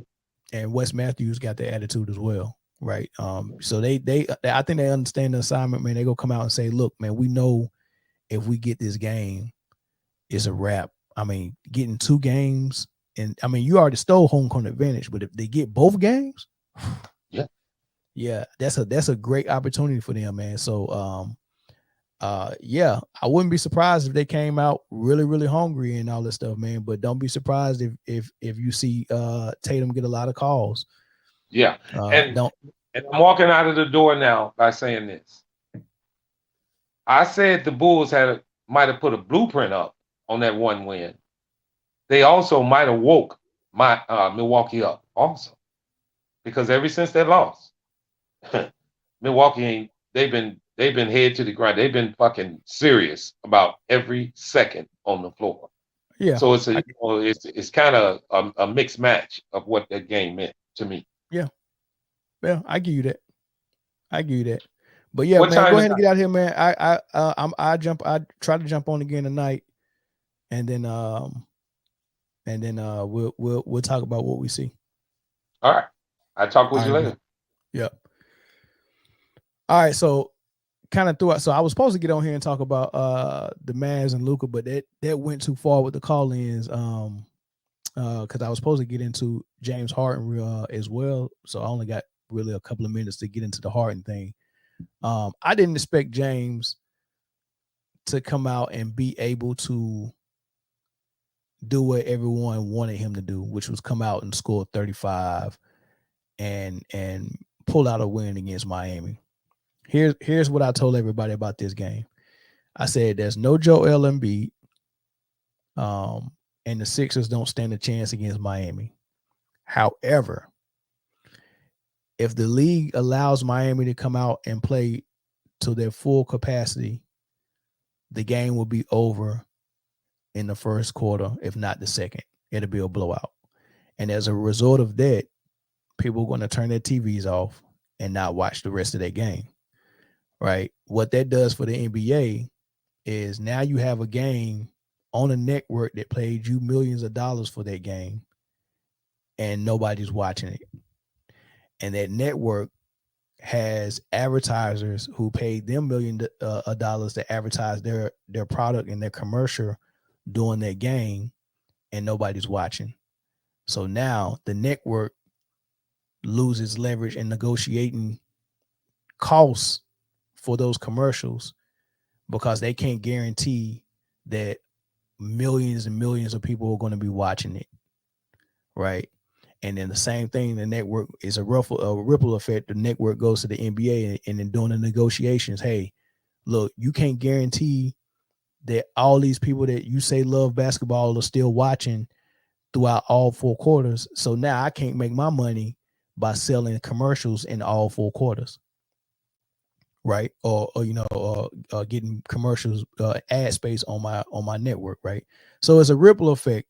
So it's in the best interest of the league, whenever they can, to keep games close, at least to the 4th quarter. So I told everybody, I said this game is going to be kept close by the whistle. And then it was kept close by the whistle because every time Miami, because Miami came out and had like an 18-point lead early, 17-point lead early. And during that run when it was up by double digits, it always got to the point where it was about to get blown out. But every single time there was a whistle, right?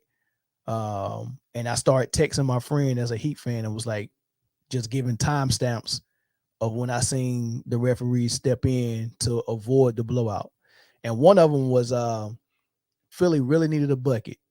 Miami had scored like 5 straight. Philly needed a bucket really bad. And Tobias Harris did a move and ran straight into I want to say Oladipo's chest, knocked him down. Clear cut offensive foul. He had position and everything, ran straight down his chest. Referees didn't act like they didn't see it. And then Harris hit the jump shot. They needed that bucket. If they would have called that, it would have been so much momentum swing for the Heat. The crowd would have went nuts and everything. And it would have looked bad. That game would have been a blowout early. So that was one of the first calls. They didn't, it was a no call. They didn't call the charge. They got a basket. They stopped the run, stopped the bleeding, quiet the crowd down. Then after that, it was a couple of fouls that Miami should have got that they didn't call. And there was a couple of fouls that Philly did get that helped them get some points on the board when they really needed. So they avoided that. And then eventually Philly found their groove, went on a run, and then they went into the halftime down 1 point. And then I text and I on my Facebook group, I told everybody, it's halftime. The game is close. Now all the refs need to do is interfere just a little bit just to keep it close enough to the 4th. If they can get it to the 4th, they done their job. Just get it to the 4th. Miami came out in the 3rd, almost blew them out again. A couple of calls here and there, kind of kept it close. And there was an 8-point lead going into the 4th. Then I sent out another message and said, okay, it's the 4th quarter. It's an 8-point lead. The referees did their job. They kept it in arm's reach. Now they're going to let them play and let the results be the results. They're not going to help Philly anymore. And sure enough, as soon as the 4th quarter happened, I blinked my eyes and looked back up, and Miami was up 18 points. It was a wrap, right? I shouldn't be able to watch and call the games out that way and know exactly what the league is going to do and how they're going to call games and what's going to, like, I shouldn't be able to do that. They're making it too obvious. They're making it real obvious, man. It's WWE is at its finest, right? So anyway, I say all that to say this. Without Joel Embiid, the 76ers don't stand a chance. James Harden has declined tremendously as a superstar. I think it has a lot to do with that quad injury that he suffered last year. I don't think he recovered 100% from that. So that's what's plaguing him the most. And it's affecting every part of his game, man. He just don't have it no more. So my question to everyone is, would you still give James Harden, knowing that you just traded 2 first-round picks, Seth Curry, Andre Drummond, and Ben Simmons for this guy? If you don't give him the match, y'all stuck in a rock between a rock and a hard place, because you got Embiid as a superstar and he's a max player, no doubt. You want to pair him with another superstar to maximize his prime and see how many, see what you can get from it. But you got Harden, who used to be a superstar. He's not that anymore, and he's demanding a $250 million max extension. Once you give him that extension, the rule of thumb for a franchise when you have 2 max players is that y'all should be contending for championships. Because to spend that much money, that means you got a lot of players, a lot of money locked up into 2 guys, and everyone you surround them with are role players. They have that in Brooklyn with KD and Kyrie. Everyone around them is going to be role players getting the vet minimum, or either on a rookie contract. That's how you make it affordable. Or you go Golden State route where they got 3 max player and they're in the luxury tax and paying the luxury. However, their team is a contender, so it makes sense, right? But you don't want to be in a situation that the Lakers are in with 3 max players and not even making the playoffs. Westbrook, AD, LeBron, 3 max players, luxury tax, no playoffs. So if you're paying 2 max players, it's supposed to be working. James Harden is demanding a max contract, but I don't know if that's going to really help Philly win, because James Harden is not a superstar anymore. So all the assets you traded, 2 first rounders, Ben Simmons, Andre Drummond, Seth Curry for Harden.